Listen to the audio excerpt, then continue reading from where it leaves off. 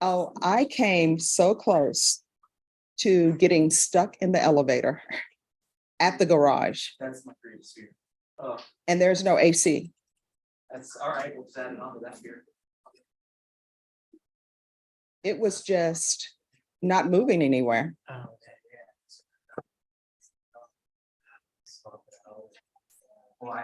All right, thank you.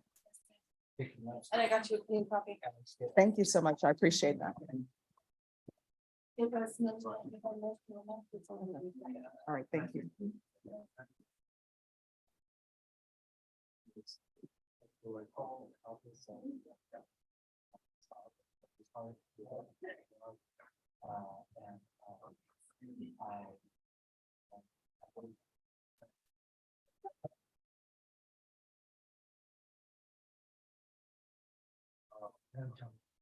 Make sure your phones are on silent or off, please. When your name is called, please stand up.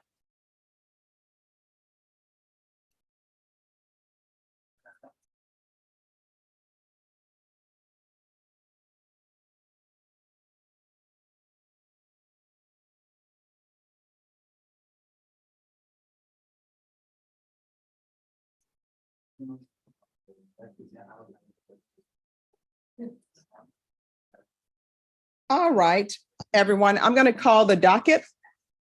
When I call the docket, you need to let me know you are here. If you don't let me know you're here, I'm going to assume you're not here, and a warrant may be issued for your arrest. In custody, we have Arturo Contreras Santos,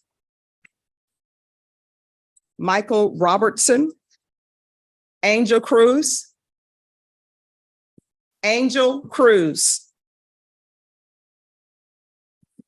In custody, we have Janie Mendoza, Anthony Davis, Cody Jarrett Mayfield, Angela Gonzalez,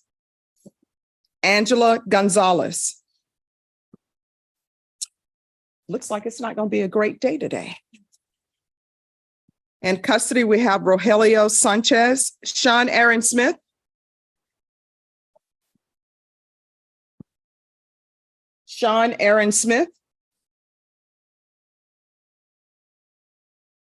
Jesus Garza, Martha Garcia. Here. Thank you. Arturo Contreras is in custody. Jacob Guevara, custody. Vernon Dixon. Mario Miranda. Noah Moran. In custody, we have Nicholas Ramos, Cynthia Cabello, Roberto Gonzalez. In custody, we have Charles Harris and William Galeas. Curtis Odell Williams, if you're here, your case has been reset.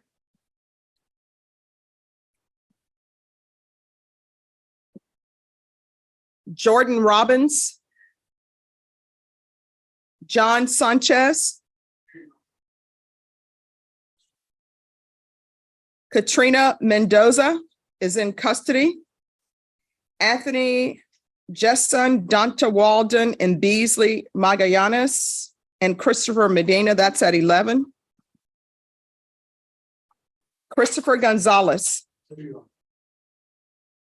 Lutrell Miles is in custody. Arwan Bawani, Celine Briard, Mario Aguilar, Juan Torres, James Bradley are in custody. David Duenas, Jose Contreras. Thank you. Clinton Barnes. All right, Angel Cruz, Cody Mayfield, Angela Gonzalez, Sean Smith, Jesus Garza. Thank you. Clinton Barnes. All right, is there anyone who came in late or your name was not called? Yes. I'm sorry, what?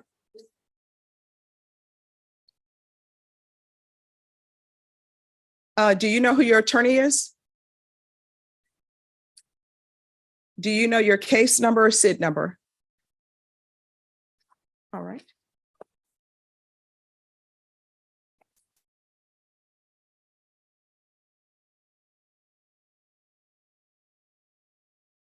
Everyone see how prepared she is? I like that.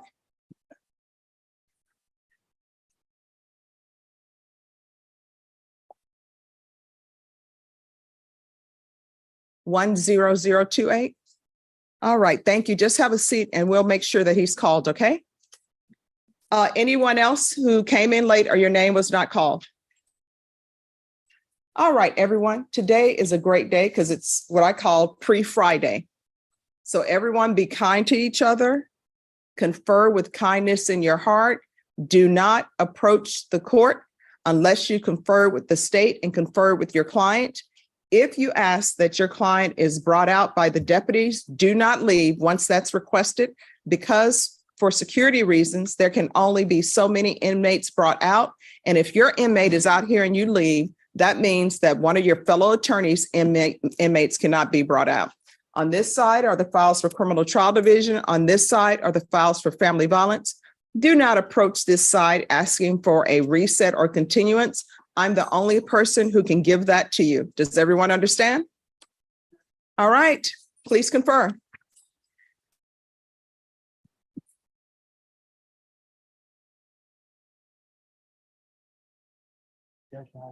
Yes.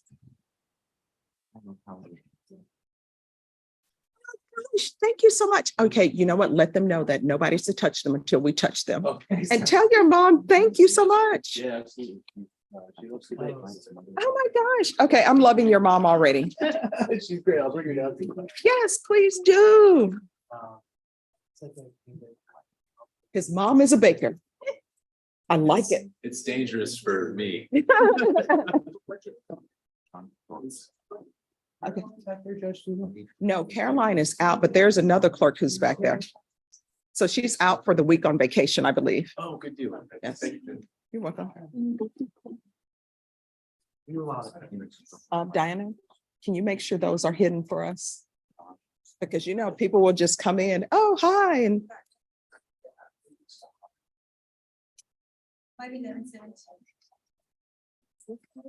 okay, okay, okay, no problem. Watch out, drag out. No, we're still down. What happened?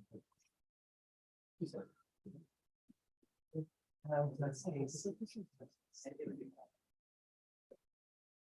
Hello. Hi.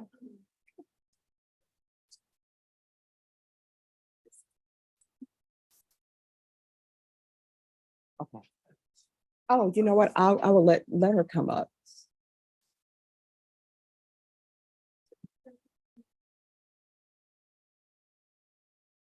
Okay. All right. Thank you. All right. Thank you.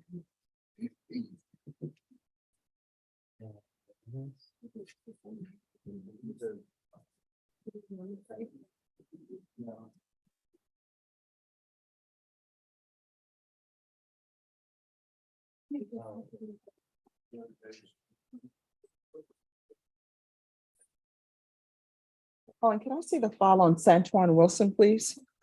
The last name again, please. Wilson. Thank you.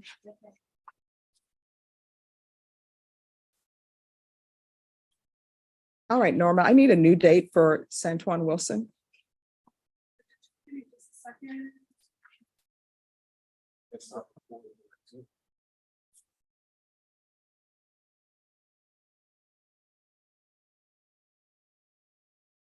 Curtis Williams. Curtis Williams. Roberto Gonzalez. Curtis Williams has been reset. Thank you. I'm sorry.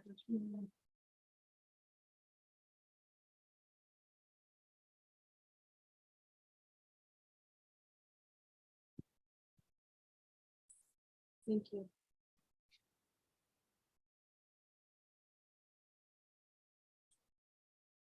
Probably back on August 21st. All right, could I see the person who was here on the Santuan Wilson case? I believe was the complainant. And you said August 21st? Yes.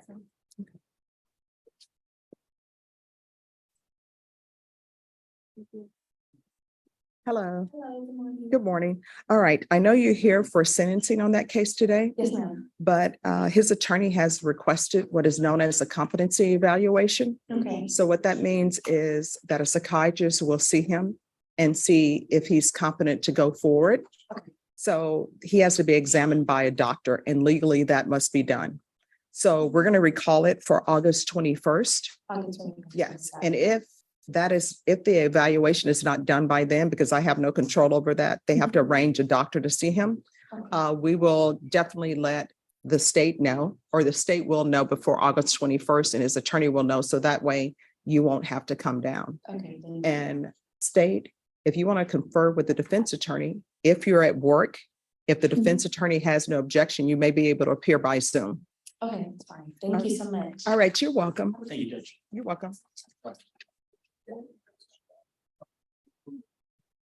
Hello, Yuritsa.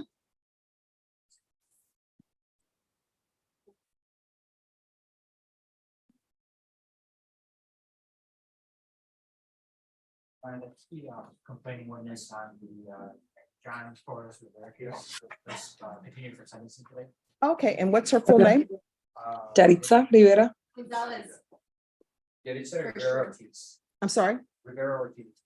Okay. And that's the name of the complainant? Correct. All right. Ortiz, we're not ready for your case just yet. We're waiting for the attorney, and then once that's done, we'll bring you back into the main room. So I'm going to put you in the waiting room, and we'll bring you back to the main room. Yes, Thank you. All right, and is it Spanish speaker? Yes. yes. All right, Miss Ferguson, Yes, sir. we're going to need a Spanish speaker. They already called an interpreter down, Judge. No, for the person who's on Zoom. So whenever we're ready for that, it will probably be best if the interpreter is on Zoom as opposed to here. Oh, okay. Good. Okay.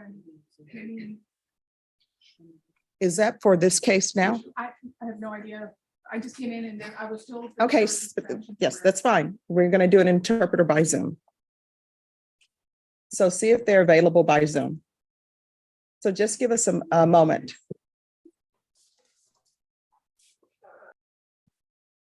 Hi.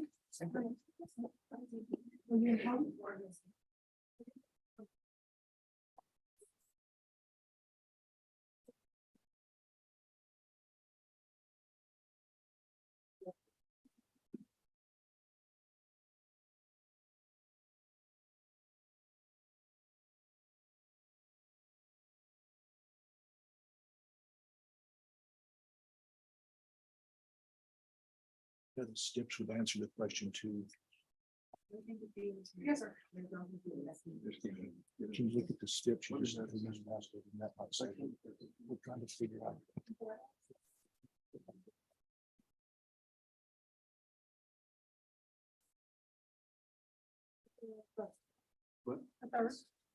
Yeah, that answers the question. Yep, thank you.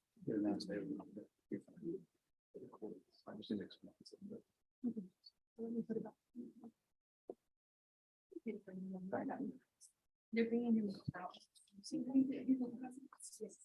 Oh. When he comes out, let you know. We'll do it. Oh, he's here. Okay, I'm getting confused, sorry. He's not here.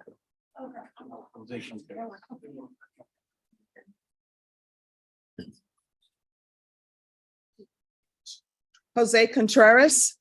I'm here for him, Judge. He's here. Good morning, Your Honor. Good morning. Oh, that is loud. Yes. All right. Is your son okay? I'm sorry. Is the son doing okay? He's doing better. Oh, that's good. I'm glad to hear that. 6 days. Oh, wow. Okay. All right, so in this case, there was a plea deadline date set for July 11th, but we brought it back today. So with regards to the plea deadline date, is he accepting the plea or not? We're not accepting the plea at this time, but you have to tender a affidavit of non-prosecution for the court, for the prosecutors, so they can proceed with what it is they're going to do with the case. State, is this affidavit of non-prosecution going to make any difference on how you proceed with this case? I mean, it could make some difference. I don't think the state is intending to just dismiss the case, but. it could All right, change the so where's the affidavit for non-prosecution to turn over to the state? I have to prepare that today, Judge, have her sign it and get it to them. I do think it's dispositive. Okay, when are you going to get it to them? If we get it signed today, I can just get it over to them this afternoon. Okay.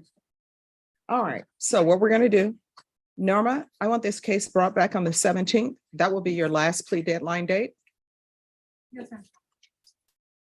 All right, is there anything else? Nothing further. Nothing to say. All right, once you sign the reset form, you're excused. Thank you, Judge. All right, you're welcome. May I approach just briefly? Yes.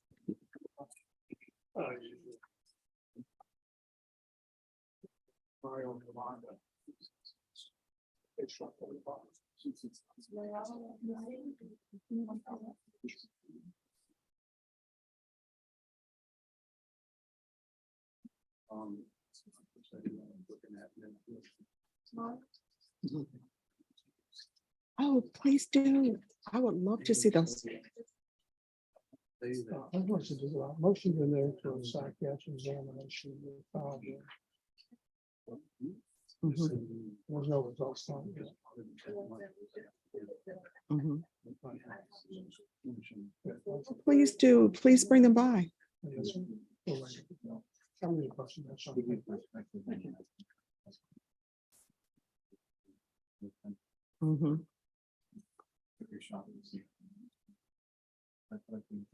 Mhm. Well, you know, it's, I was watching, that program, Know Your Roots or whatever. Yeah.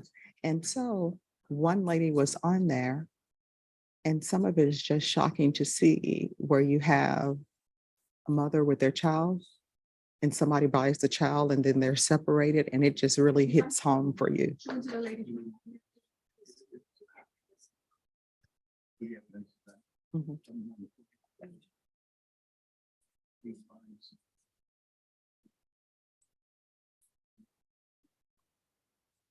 Mhm. Mhm. Oh, yeah. Yes, ma'am. Mhm.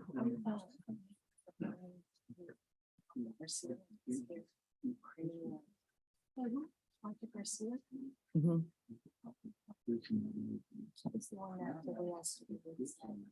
Mhm. Mhm. Well, I will tell you, I had a great history teacher.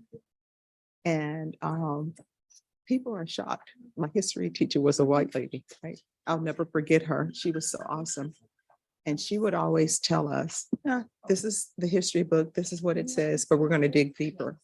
So everything that was in the history books, it could be about the 13 colonies or whatever. She'd say, we're going to dig deeper. I remember one time it was about the French Revolution. And she told us about it in the book. Of course, it's short, but then she went into all of the history. And then she sort of put us there because she said, you know, the queen, these were teenagers, because you never think about that.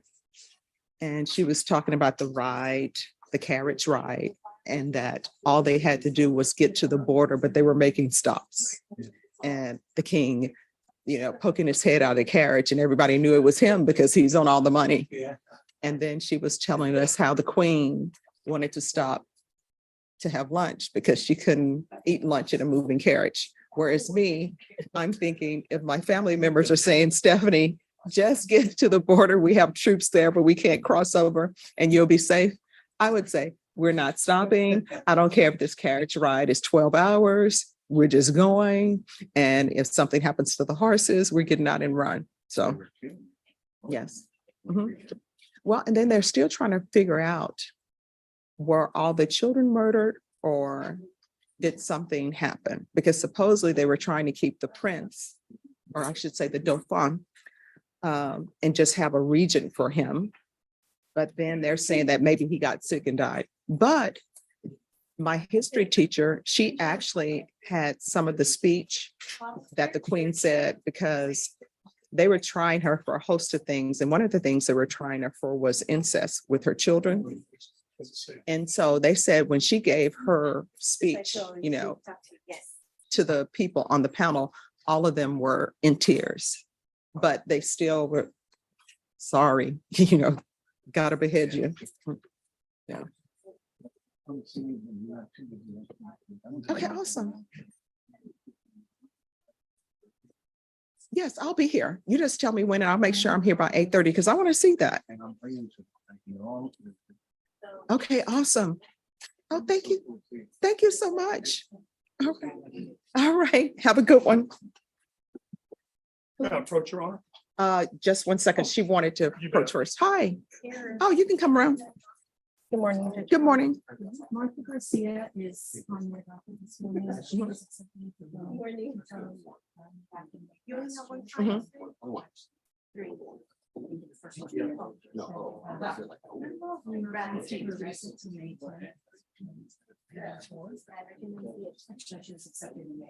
Oh, okay, because you're saying like May 10th, 2024, what?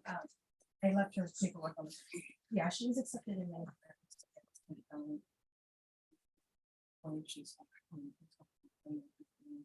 Okay, what's her name? Martha Garcia.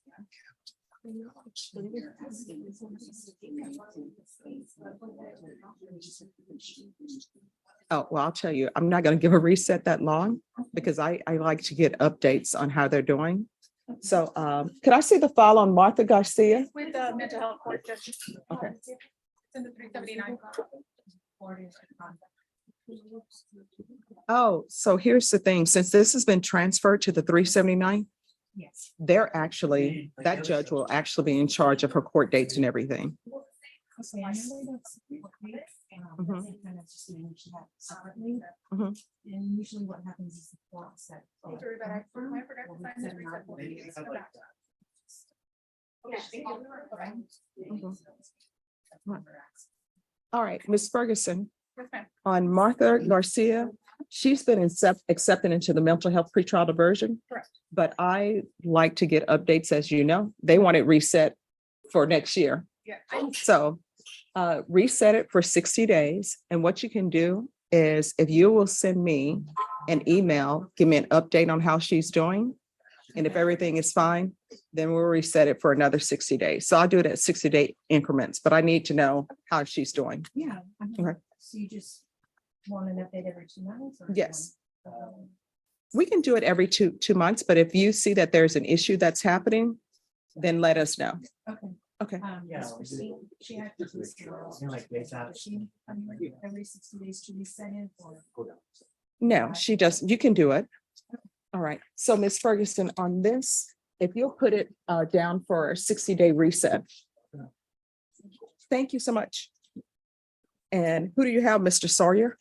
This morning, Mario Miranda, Your Honor. Okay. We'll Jeff. file a motion for competency and a motion for psychiatric examination and I just started on them. Okay, just give me one Yes, Your Honor. second.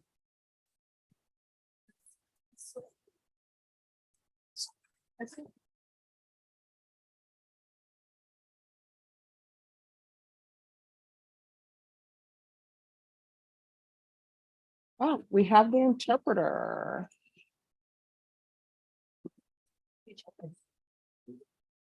And your client, I'm sorry, again, Mario who? Mario Miranda, Your Honor.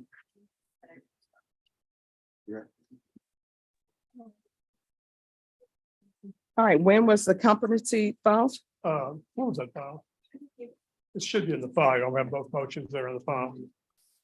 No, there's not a competency eval in here. Oh, just one second. Norman, on Mario Miranda, can you find the update on the competency? Because I see where this was referred on June 9th. All right, just give us a second and we'll Sure. find out what date. All right. Cesar, I'm going to turn on the interpreter function. And Ms. Ortiz, if you could turn on the interpreter function on your end, please. Do you want me to explain to her what she needs to do, Judge, in Yes, Spanish? she is Oh, she's a lawyer? English speaking, I believe. Okay. So who's the one who needs the service? Interpretation. Excuse me. Well, maybe it's her. Let me put you all in the breakout room. Okay. Señora, ¿usted necesita el servicio de interpretación? Sí. Acepte donde dice breakout room y nos reunimos en una sala por separado. Okay. Sí.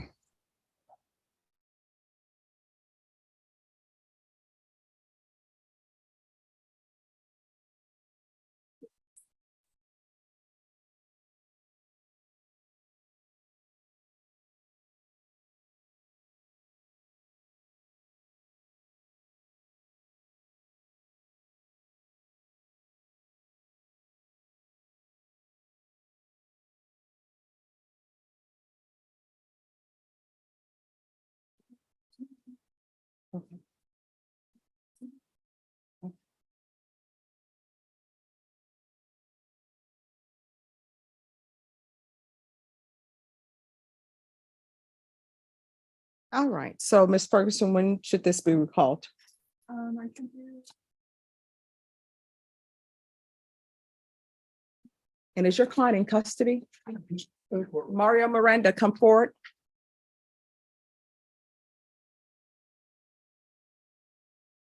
But I can do July 31st. Give me 1 second. Forget about it.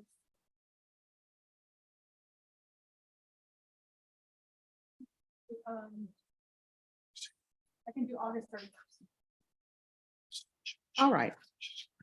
Mr. Miranda? Yes, ma'am. Good morning. All right. My understanding is your evaluation will be completed by August 31st. Okay. So by then, I should have the notice that you're competent or not, and your sanity evaluation should be done by then. And Ms. Ferguson, is that a jury trial setting? No. I need a jury trial setting. Jury trial.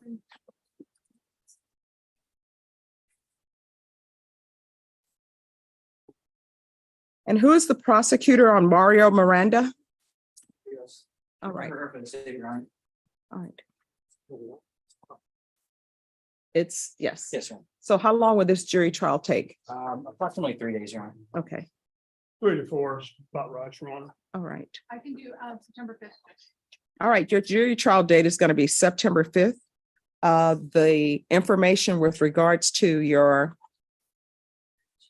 competency should be completed before then. All right, Thank so you. Ms. Ferguson will give you a reset form That would be excused, Your Honor. after he signs the reset. Thank you, Mr. Sawyer. Always good seeing you.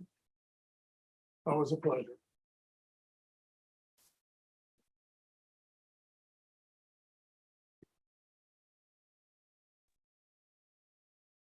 And Cesar, for some reason, the interpreter function is not working on my end.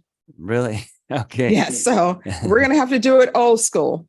Okay, no worries. Then right. I'll just ask the lawyers to go phrase by phrase, please. All right, thank you. So who is here for the interpreter? Uh, Are you ready? Yes, Your Honor. And what's the client's name? John Docket, go to hear that. Could I see that file, please? Yeah. Yes, yes. Oh, they're whispering to me, but I'll make sure they speak up.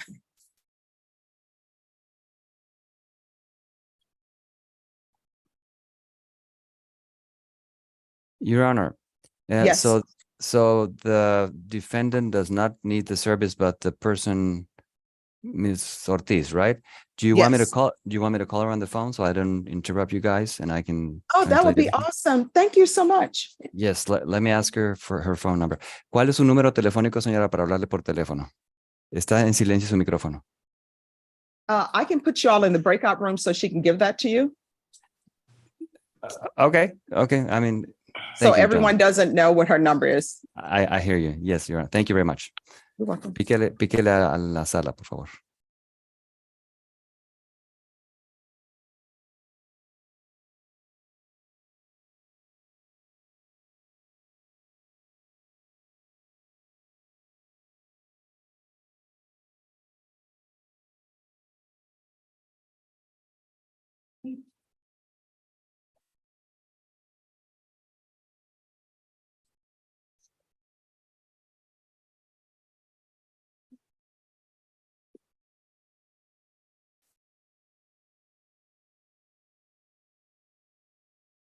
And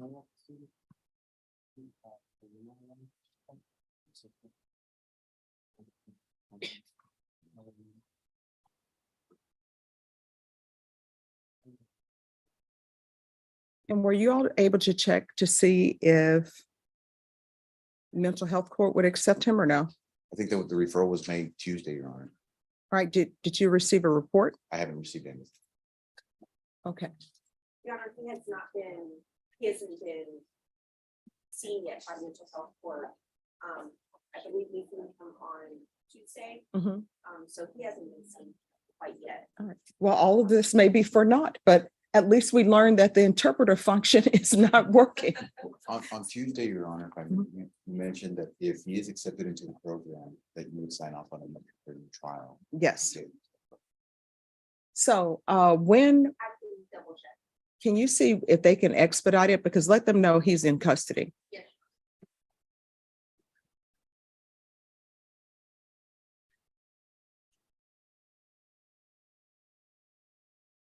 So then, as it turns out, nothing will happen today. Unless you all choose, but if I enter his judgment in and place him on deferred, then that's going to be harder to undo as opposed to maybe his being accepted into the mental health court. And then you all come back and say you would like a new trial. So.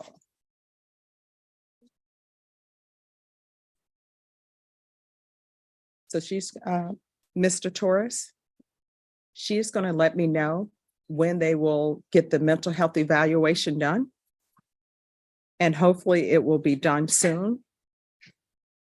But I am going to set you for next week so that he doesn't stay at the jail for a long time. All right, Cesar. We are And we're ready. not on ma'am. record. Hi, we're not on the record. So on this case, if you could let them know, this is what's going to happen. Caso. I am trying to have him evaluated for mental health court. If mental health court accepts him, then he will not have this offense on his record if he successfully completes mental health court. It appears to me from reading the police report that no one wanted him arrested, that he was having a mental health episode, and that the police were called so that he could obtain mental health treatment. So instead of him having a felony, because I've been told by the state and by the defense attorney, and from reading the police report, that you all do not want him to have a felony conviction or have a felony charge pending, I'm going to make sure that mental health court sees him. And that is probably the best place for him, because over there, he will have a case manager, and that case manager and the felony court will be able to make sure that he's on his medications if he needs them. They will be able to make sure that he has a therapist to speak to. So I'm going to have this reset for next week. And if they have his evaluation done sooner than Thursday of next week, I will have it placed on the docket sooner than next week. And his attorney will get in contact with you so that you can be present.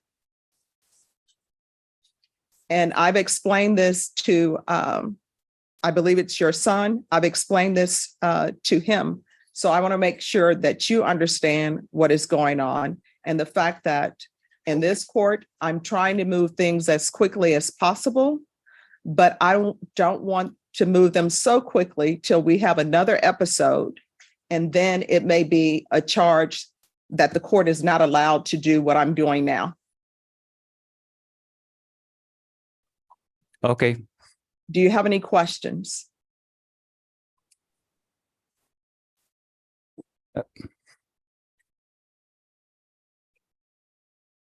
So he's going to remain there until the hearing date? Yes, he's going to be here until Thursday. Okay, Counsel, is he receiving his medications at the jail? I just asked him that right now and he has not been. All right, so what you'll need to do, and I can do it as well, if you'll call the sheriff and let him know what medications he is supposed to be on. But you'll have to, his mom will have to make sure that you have a prescription, because of course they just can't say, okay, you say you're on this medication, here you go. So just make sure that you have the prescription for him. And if there's an issue with the jail providing him some medication after you contact the sheriff, let me know and I'll see if I can expedite things. Okay, don't All right. do that today. All right. Is there anything else? Nothing further. All right. Ms. Ferguson, Yes, ma'am. the person who came down to speak about the other client with the mental health, can you call her back? That's Michelle Starr. So counsel, if you will remain, I'm going to have Michelle Starr come down and see if we can make sure that this evaluation is expedited. Yes, Your Honor. And so she'll be here in probably 5 minutes. She's in the courthouse. Okay. All right. Do you have any questions about anything? All right. So just give us a moment, okay? All right. And deputy, if you'll let him remain in the box so I can see if Michelle Starr can expedite their evaluation any sooner than Thursday. And I've reached out to him. All right. Thank you. All right. Is there anything else? Ms. Ortiz? the thing is that he needs a new evaluation. Okay, so with mental health court, they will actually give him a new evaluation. Okay, okay, And then with regards to where he will be staying or not, if mental health court accepts him, you will need to let them know if it's okay with you that he stays with you or not. yes, okay, All right, so the attorney will contact you and let you know when his new court date is. I'm doing my best to have his court date for next week. And I am calling the coordinator over mental health court for the felony courts to come down so that we can see if we can put him down for evaluation quickly. okay. All right, thank you so much. Thank thank- you, Judge. Thank you, Caesar, for coming in. You're so awesome. Yes, thank you, Judge. Good seeing you. You too. Bye-bye. Bye-bye. Yes.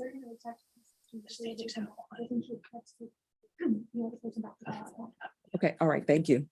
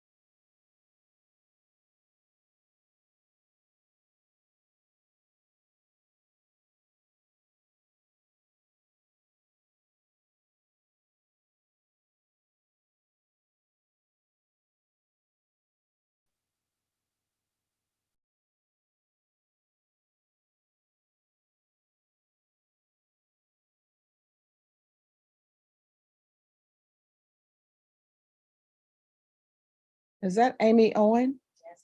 Hi. Hi, are you? It's always great to see you. Green is your color. Yeah. I always tell everybody there's a certain color for everybody that she knows that makes you pop. You know how they say, oh, are you an autumn color or spring color? That's really true. So the green is your color. Oh, thank you. Usually I just like all black, Johnny Cash style.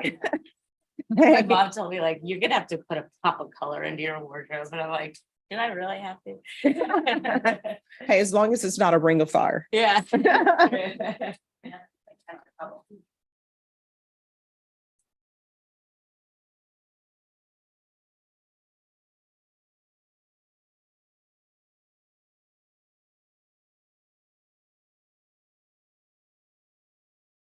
Everyone, we will be taking our break exactly at 12 because we have a jury trial. Hello, Jordan. Good. All right, how are you doing? Fantastic. Are you bringing documents or something for me? I'm reviewing documents. I have a PSI set today that I didn't do the Plea for. Ah. So I just wanted to see what was in front of the court. Okay, all right, thank you.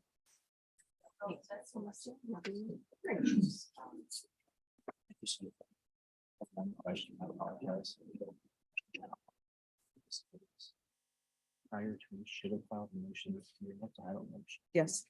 Can you tell me if there's a motion to see on that file? If I need to do. I'll take it now.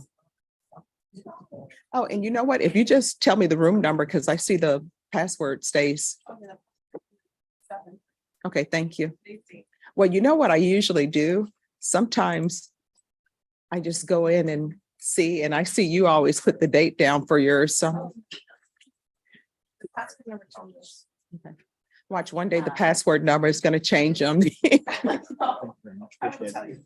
Thank you. Like, what's happening? So you said which number? 7. See, I went to number 8. It's always the date.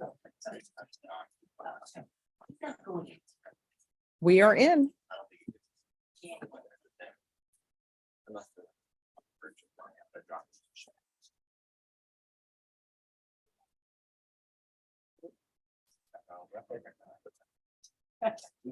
Yeah.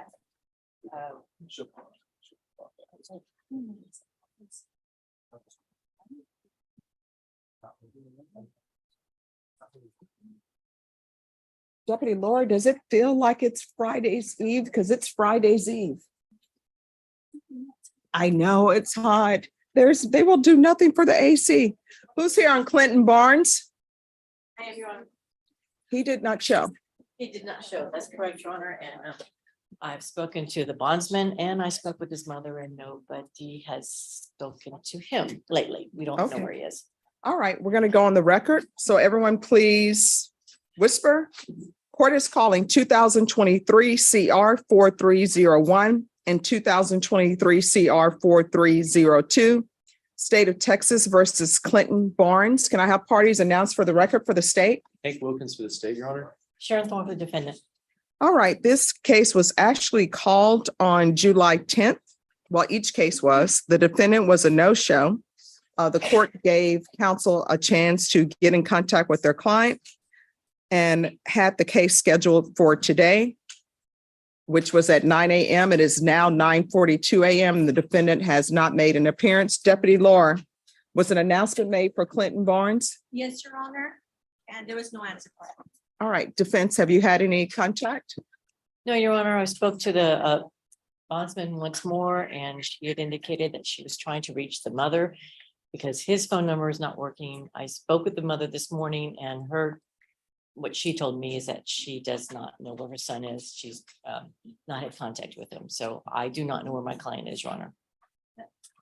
Your Honor, state asked for a bond forfeiture in both cases. All right, that will be granted in each case and your client will be remanded without bond. If you're able to get in touch with your client and he presents himself, the court will reconsider. Thank you, your honor. All right, thank you. Thank you, Judge. And I might have the next case. I'm not sure. All right, let me just write in here and then I will let you know.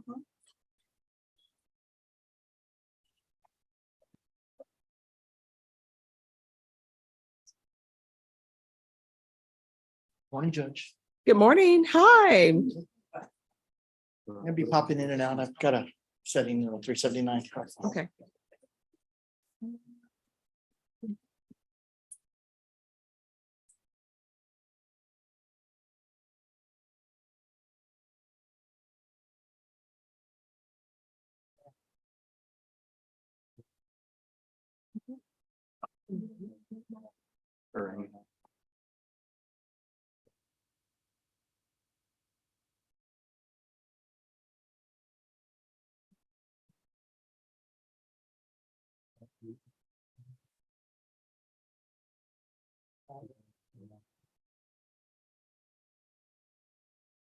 All right, who's here on Sean Smith?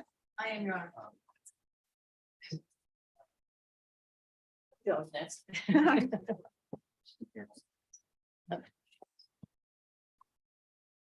All right, so in this case, we need an update on the federal case. So Judge, Ms. Thorne found out that the cases are still pending. It's still waiting whether or not he's going to take a plea deal or he's going to go to trial. All right, and Ms. Thorne, do you know exactly when his next date in federal court is? I do. I have the scheduling order that the ASA sent me. His plea agreement is due August 11th. He has a docket call on August 24th, and this is in Judge Xavier Rodriguez's court. In speaking with the ASA, he indicated that he believes there's going to be a plea, and the attorney for the defendant indicated that's all, that's her understanding too, but that's always subject to change. All right, Ms. Ferguson, on this case, Sean Smith, we'll put it at the beginning of September. If everything is done before September and you want him brought over, just let us know. But I know the federal government is not going to release him to us and release him back. So can you give me a September date, probably mid-September? September 18th. All right, September 18th. Is that good for you, counsel? Yes, Your Honor. All right, we'll see you back on September 18th. Thank you, Honor. And Ms. Thorne, if something happens before then and you know that he's not going to be here because maybe something fell off on the federal schedule, you can come in before that date and just let us know and reschedule it. Thank you, Judge. You're Will do. welcome. Thank you. Maybe excused. Yes. Thanks so much.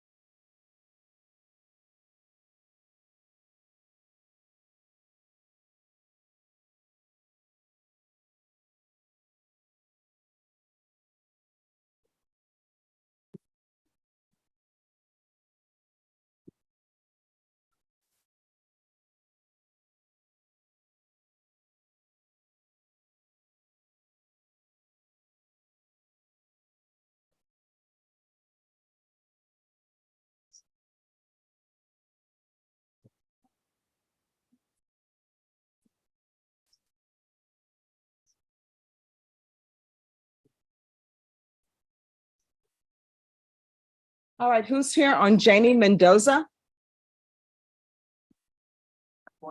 Good morning.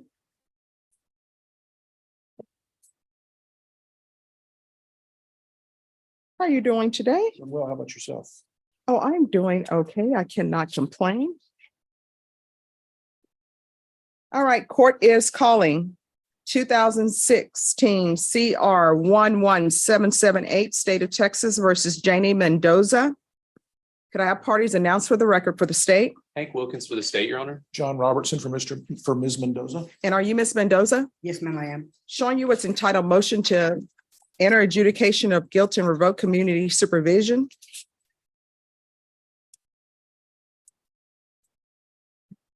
All right, I have two motions. And it's not listed. The second one is not listed as an amended motion. Do you all have two motions? No, ma'am, I have the one dated May 23rd or 24th, 2023. All right, I have a May 18th. I'm sorry, May 25th, That's what I have, Judge. 2023. Is that what everybody has? And then I have a second one where she's listed as an AKA. Is there an AKA involved in this? Not that I'm aware of. Because I have Janie Mendoza, AKA Janie F. Mendoza. What's the file date on that, Judge? I'm sorry, What's the filing date on that one? the following date on that one is 2018. That's the old one. Okay, That's the all right. 2023 is the current. All right, thank you. So did you review that document with your attorney? Did you understand it? Yes, ma'am. Are you the same Janie Mendoza who was placed on deferred adjudication in 2016 CR 11778 for the offense of failure to stop and render aid moving vehicle on May 31st, 2017 for a period of 5 years. Is that you? Yes. All right. State? Yes, Your Honor, violated condition number 5 in Bexar County, Texas, the defendant, JD Mendoza, did then and there fail to report to the supervision officer as directed for the month of January 2023 in violation of condition number 5. I need to stamp. How do you plead to that? True or not true? Truth. And we waive and abandon the other violations alleged in the motion to enter, Judge. All right. Did you understand by pleading true to violation of condition number 5, the court could find it true, grant the motion, find you guilty, and sentence you up to 5 years in the prison Yes, ma'am. and up to a $5,000 fine? Yes, ma'am. Knowing that, do you still wish to plead true to violation of condition number 5? Yes. Counsel, do you have any objections to the state's waivers? No, Your Honor. Is there an agreement? There is, Your Honor. That court's aware this is a hybrid offense, a hybrid Yes. felony with an option for up to a year in county jail, up to 5 years TDC. Mhm. And we have an agreement with the state for it. Yes, Your Honor, we've agreed to recommend to the court that the defendant be sentenced to 1 year in the Bexar County Jail with credit for time served. All right. So, and why are we agreeing to this? That's what my client wanted to do, Your Honor. She's got 725 days total credit, including her time at Safety. And we thought that was a fair way to resolve the case. She would like to get the case resolved so she can get back home. Has she done anything on probation? She completed Safety successfully. Okay. She's reporting her UAs have been clean. And was there any restitution involved in this case? Because I wasn't the one who accepted the plea on this case, since it's from 2018. If there was, and it wasn't paid, it would certainly be alleged as a violation on the motion. Okay. No restitution. All right, and probation with regards to this recommendation? Your Honor, probation's recommendation originally was to extend her for 6 months, and have her provide proof of mental health care and services within 30 days. All right, so counsel, this is what the court will do. I won't sentence her today. I'll accept her plea of true. If you can bring to the court, because obviously there's mental health issues. I think everybody can agree, because otherwise probation wouldn't be asking for this. Am I right in assuming that there's some mental health issues involved? Somebody made that determination at one point in time. I think the probation report says something about it. Because they want her to be able to provide mental health care services. So, counsel, if there can be a plan for her to have mental health services available for, I know there's Center for Healthcare Services and all of this. If you can get something for the court for that, I will follow the agreement that you all have entered into. If you're able to get something by Friday or Monday, then I'll follow that agreement, because I don't want to agree to judgments, because it's a judgment satisfied. Right. And I don't want to do that, and then there's nowhere where for her to go and there's no plan, because otherwise it will be an extension. I can either extend her for the 6 months. You want to do that? I'll go ahead and do that now. Okay. All right, then what the court will do, the court would deny the motion, extend for 6 months. And you're to provide proof of mental health care services within 30 days. And what I can tell you, because I know what the agreement here was, if she provides proof of that, then the court will consider termination. All right, so what you need to do, whether or not you're off this in 6 months, or whether or not there's another motion to revoke file, is 100% dependent upon you. So probation is going to give you all the information you need to get your mental health treatment and make sure that you have the case manager and everything. If you fail to do that, then that's on you. You understand? Yes, ma'am, I do. All right, is there anything else? Yeah. All right, thank you.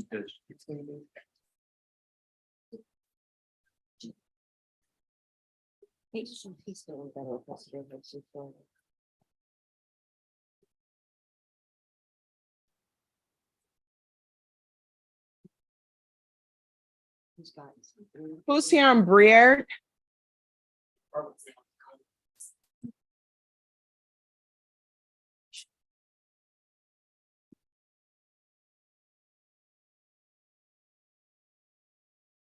All right, we're here for the plea deadline date, council. We are, but I was informed, that she was set Monday and I was stuck out of town. Yes. She was obviously taken in. Now, my understanding is that the bondsman went off the bond. Mhm.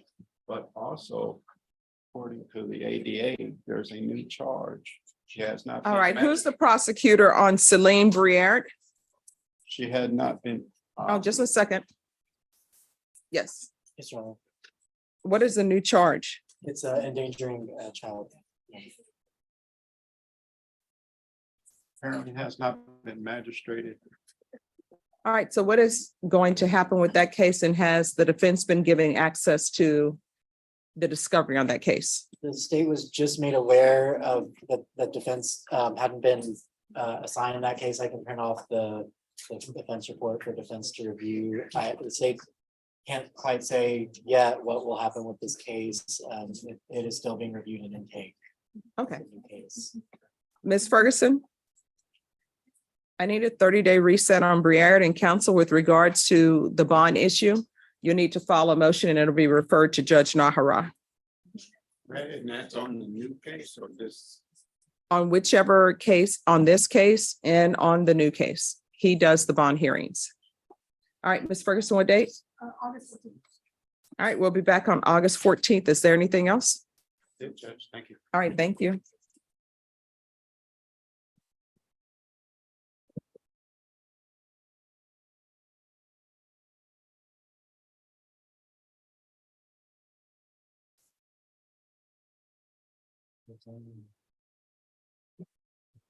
Who's here? Melissa Castaneda?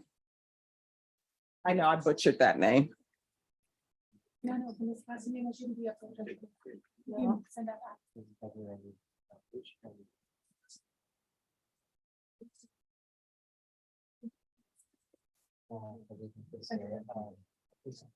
Who is Jesus Garza? Who's here for Jesus Garza?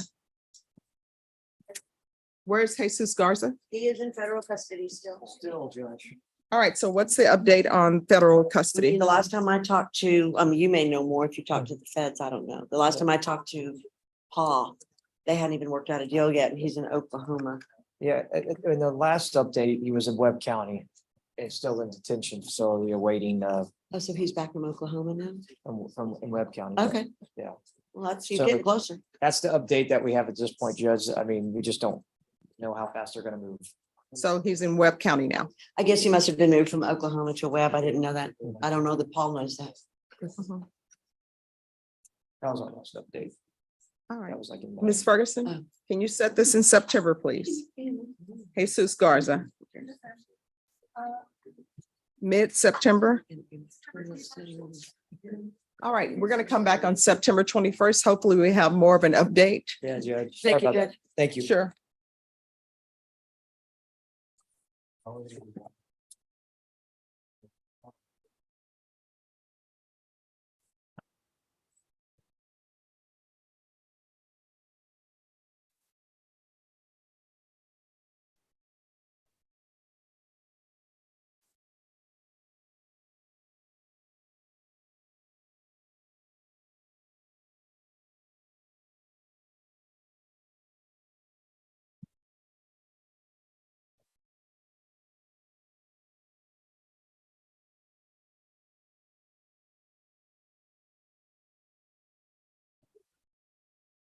Are you okay?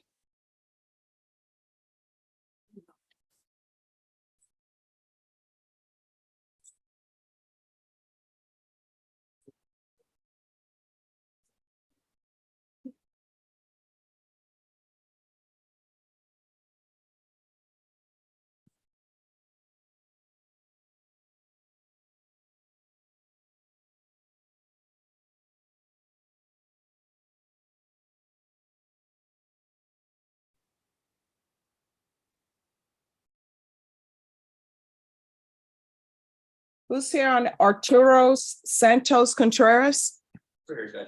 Thank you.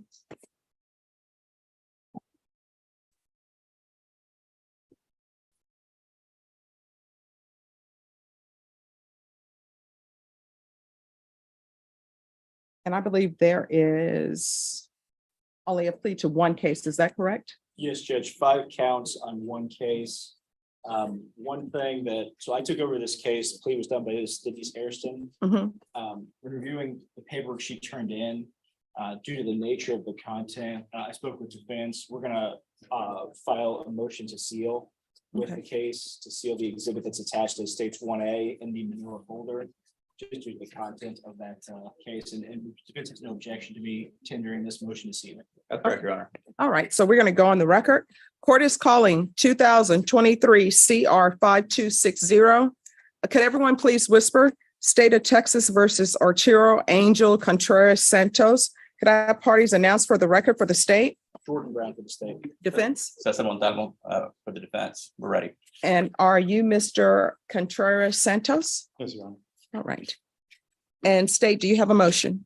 Yes, Judge. At this time, the state would offer to add to the plea paperwork a motion to seal State's Exhibit 1A. If not so designated in the paperwork, the court would ask that the state would ask that the court designate the manila folder containing a flash drive as 1A. Just due to the nature of the content being sensitive, we want to make sure that that content is protected in the court's file. There's no objection from the defense, Your Honor. Right. Thank you. Then the state's motion will be granted without objection.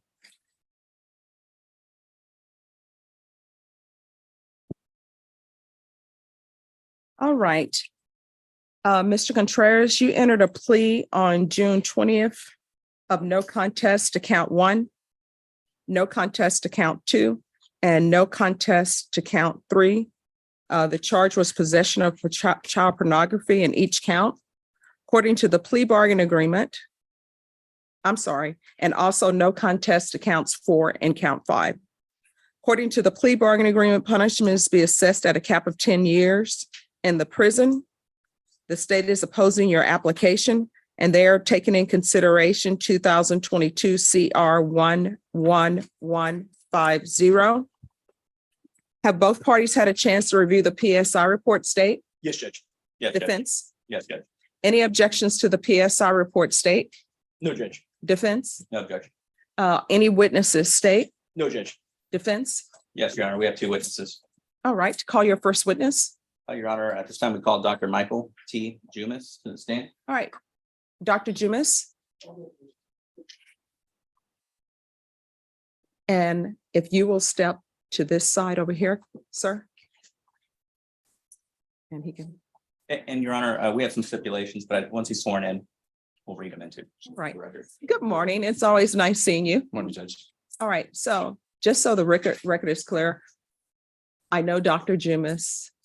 As a defense attorney, he's handled cases for me. So is there any objections to me hearing him based upon that from anyone? No objection based on that conflict from the state, Judge. None from the defense. All right, Dr. Jumis, if you can rate, and I do, well, I'm just going to leave it at that. Could you raise your right hand? Do you solemnly swear or affirm the testimony you give will be the truth and nothing but the truth, so help you God? I do. All right, you can lower your hand if you'll state your name for the record.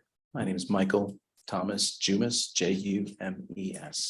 All right, defense. And Your Honor, the parties have stipulated that Dr. Jumis is qualified as an expert in clinical psychology, and we offer his curriculum vitae as defense's Exhibit 1. Agree with the stipulation, no objection to the CP being. I turn it to the court. All right, oh, you want to come around? Yes. Thank you. All right, so defense exhibit number 1 then is admitted without objection. Dr. Jumis, good morning. Morning. Where do you work? I work as a psychologist in private practice, and I work part-time as a psychologist at Kerrville State Hospital. And how long have you been at that job? I've worked in private practice since about 2002 and at Kerrville State Hospital since 2008. And what are some of your duties at your employment? So I evaluate individuals, sometimes for courts, often for Excuse courts. me, just one second. You all need to do that on this end because we're on the record and the court reporter can't hear. So if he'll just move to the other end. All right, you may continue.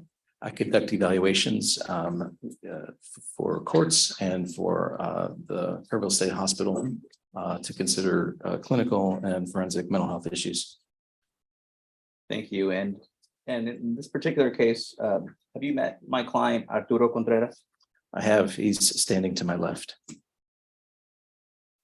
Did you prepare a report in this case? Yes.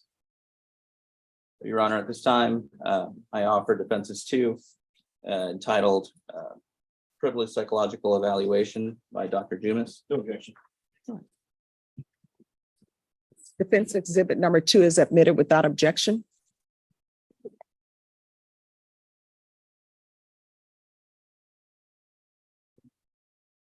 Dr. Jumis.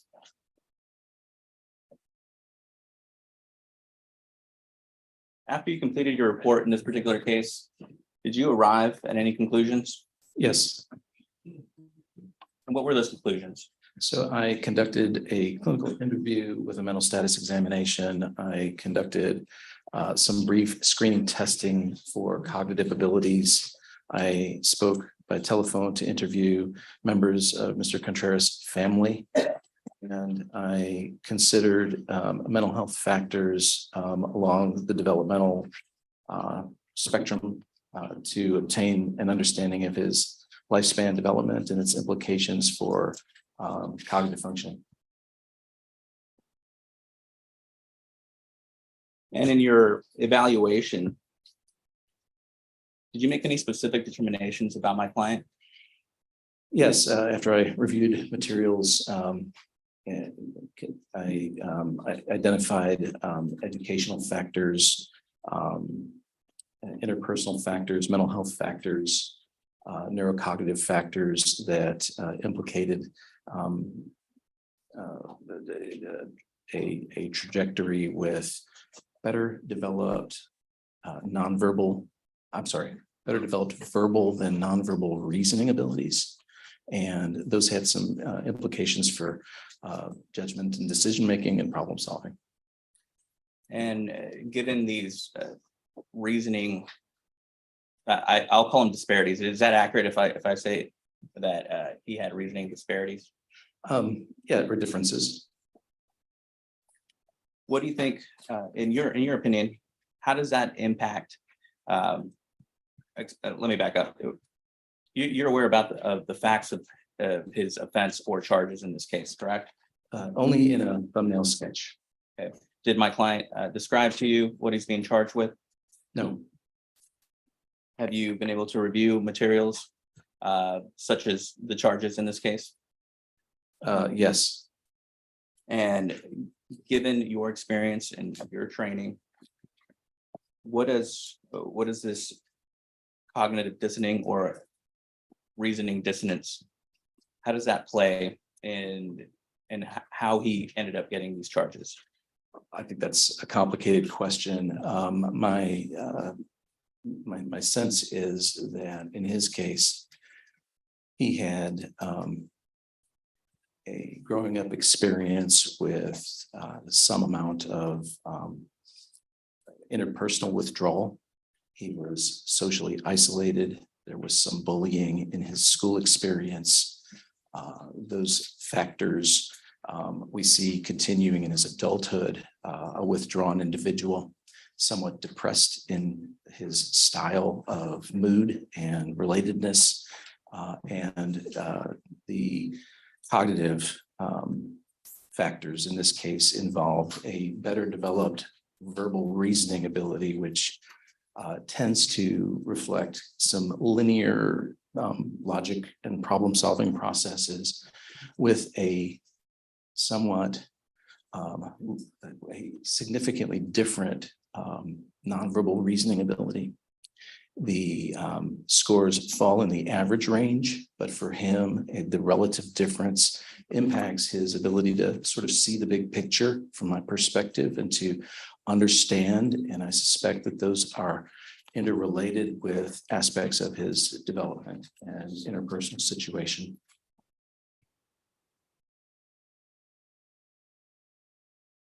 as of now, as you stand here before this court, do you have any concern as if he's granted any sort of community supervision, as he's asking for today, do you have any concern as to the danger that he might pose to the public?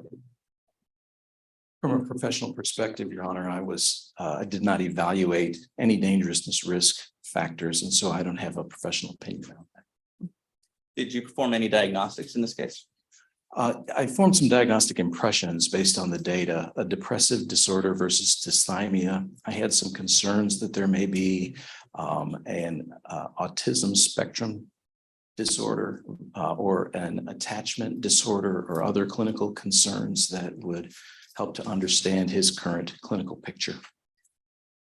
Would you agree that this leaves open perhaps the opportunity for my client to seek more therapy or to explore those other potential diagnostics? Certainly, treatment can aid to diagnosis and can assist with forming an effective treatment plan.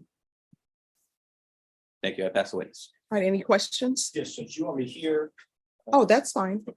Dr. Jumis, thank you for being here. I just have a very few quick questions. I think you kind of covered it in your last answer. This was not a sex offender analysis of this individual, Mr. Contreras Santos, is that correct? That's correct. I did not do a sex offender risk assessment. Okay, so you have no opinion on, regardless of whether he gets a prison sentence after he gets out of prison, or if he gets probation, deferred, or regular, whether he's a risk to reoffend or to sexually offend in any particular way? I have no opinion. Pass the witness, nothing further. Nothing further, Your Honor. All right, is this witness excused? Yes. All right, thank you so much for coming in. Thank you, Your Honor. All right. Defense, call your next witness. Your Honor, I call Arturo Contreras. Could you raise your right hand for me, please? Do you solemnly swear or affirm the testimony you give will be the truth and nothing but the truth, so help you God? Yes, Your Honor. All right, you can lower your hand, state your name for the record. Arturo Ángel Contreras Santos. All right, just make sure you speak up so that the court reporter can hear and I can hear. Good morning, Arturo. What was your occupation before your arrest? I was working at Reyes Automotive. I was doing just plastic injection molding for truck parts. Okay, did you have any other occupation as well? No. Where were you residing at the time of your prior to your arrest? Oh, with my parents, living with them. Okay. Are you aware of the charges before you today? Yeah. Have you accepted responsibility? Yeah. Do you regret your actions? Yes. Are you asking the court to grant you deferred supervision in this case? Yeah. And if admitted, do you think you would be successful? I think I can. Why do you think so? Well, I think I can follow through with this, complete it. I mean, I want to get better. I don't want to be like this anymore. Do you have a family support system? Yeah. Is any of your family members here in court today? Yeah. Over there in the stands.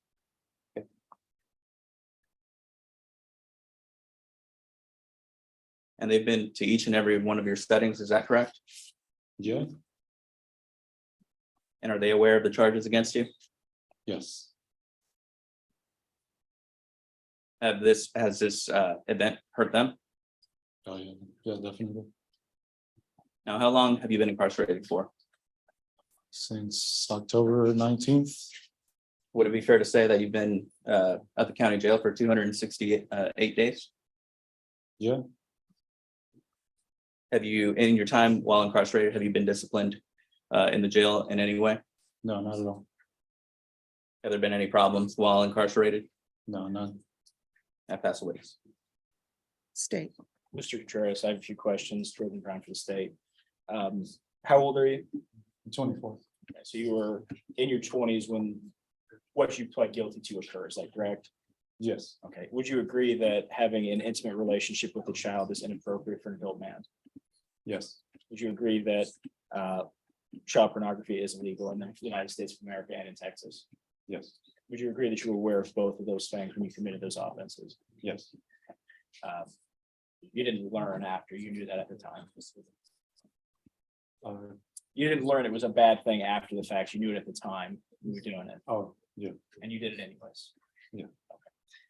And if you received probation, you'd be out in the free, so there might be some restrictions on your internet use, but those are just rules that you could choose to follow or choose not to follow, is that correct?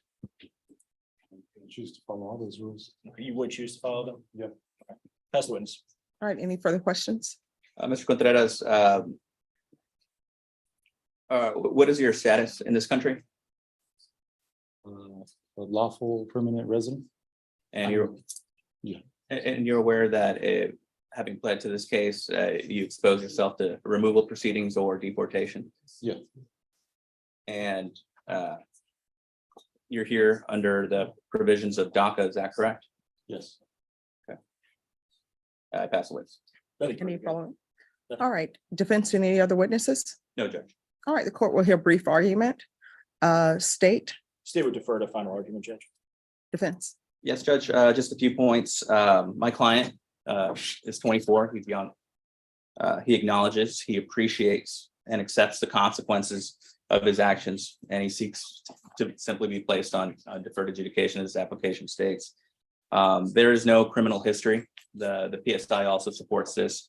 There's no juvenile criminal history. There's no adult criminal history besides these charges that came in a batch that were all a series of the same transactions.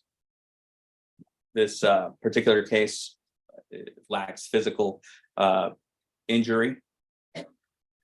As we heard from the doctor earlier, there is a level of cognitive dissonance in his reasoning and therefore his behavior. While there seems to be room for an exploration of more diagnostics. Dr. Jumis stated that there may be a possible autism spectrum issue. We don't know. We think that there's room under supervision to explore this and to get him the help that he hasn't had before or in the past.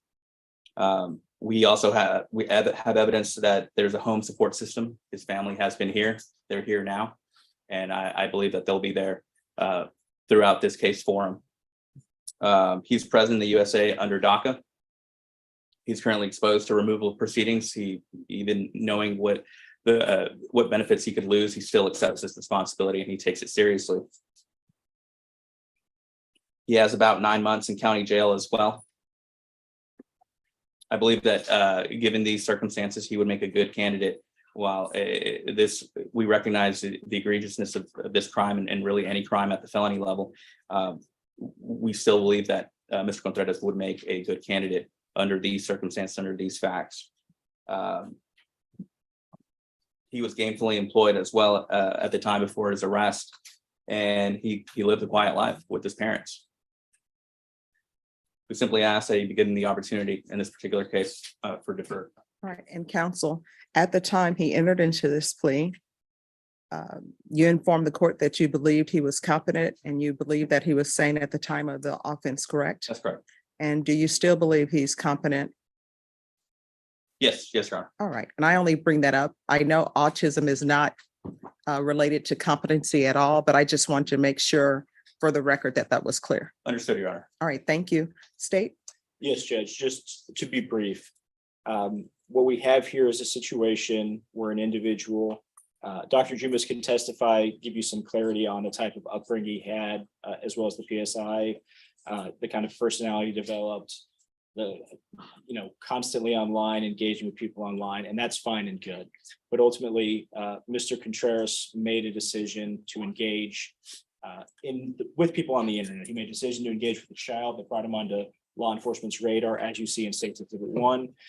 And he made a choice to engage in content that not only is illegal, but it's content that victimizes a child at inception and re-victimizes a child every time it's distributed on the internet. And based on that, the state believes that their recommendation in this case is appropriate and asks the court to follow it. All right, this is what the court will do. In regards to counts 1, 2, 3, 4, and 5, the court will find you guilty. Those counts will run concurrently. In each count, the court will sentence you to 10 years in the prison. The court will give you credit for any time served. There's to be Chapter 62 registration. The court will take in consideration 2022 CR 11150. Counsel, I'm going to show you what's entitled Trial Court Certification of Defendant's Rights to Appeal. Did you review that with your attorney? Did you understand it and did you sign it? Yes, Your Honor. All right, because this is a plea bargain agreement, because I followed your plea bargain agreement and because you waived your right to appeal, you do not have the court's permission to appeal. Do you understand? Yes, Your Honor. All right, we can go off the record. I want to let you know that I did listen to the witnesses that your counsel brought to me. I always internalize everything. And I never make a decision on whether or not I'm going to give someone deferred adjudication or not until after I've heard everything and reviewed everything. So I want to let you know that I listen intently. You're still very young. I know 10 years is a lot of time. And I know that each year is a lot of time. I realize that. But your life is not over. You will still be able to do better and be productive, okay? All right, thank you so much. Good luck to you. Thank you, counsel. They're going to do a reset form. And counsel, if you could hand that to the court reporter. And Michelle?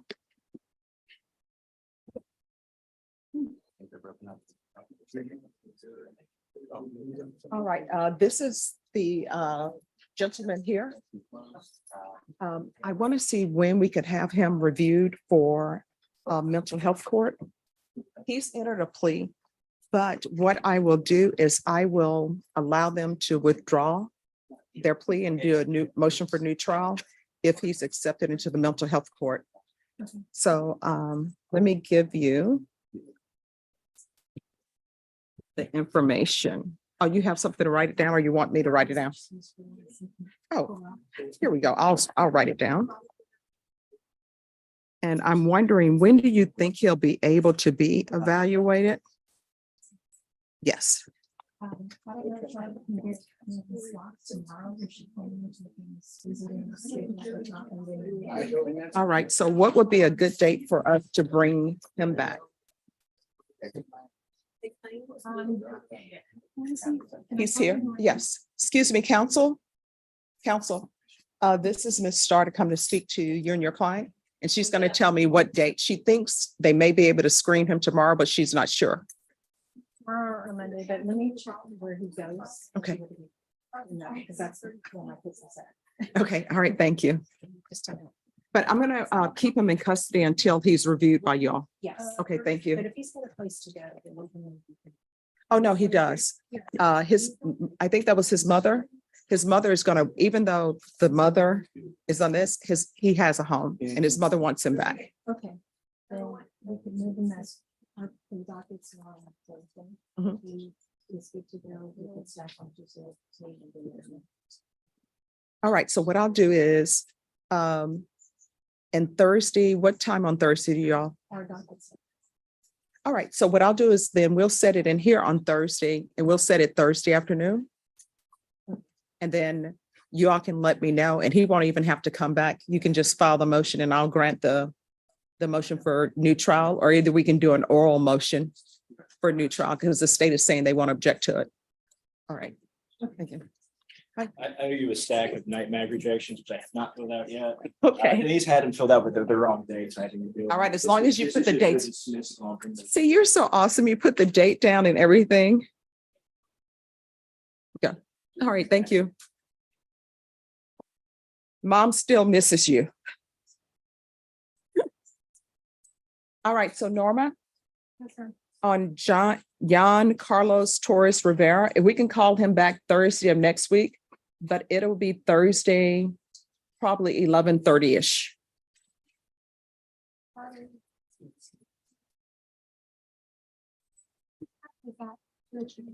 It's the one that Miss Starr is speaking to.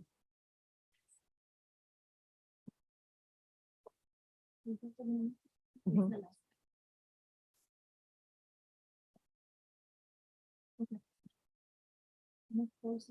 Yes. And I don't know if you can do a phantom date because I want to make sure that he is at their court first and not ours.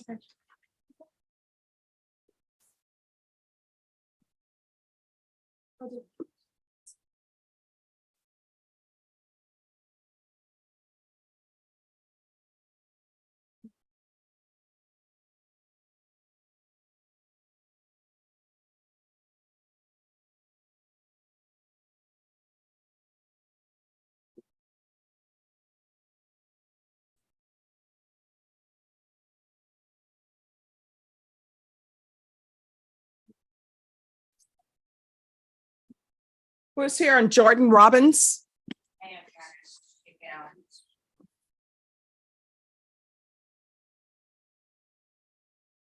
My allergies are killing me this morning. All right, so what is happening with this case? Judge, we're here on discovery, in terms of the state's part of it. It's, we could handle that portion first, I guess, and then this is Brandon Wong, Judge. He's her, civil attorney on the family law side. All right, so what I have here, because this was set in May and I gave you all 2 months.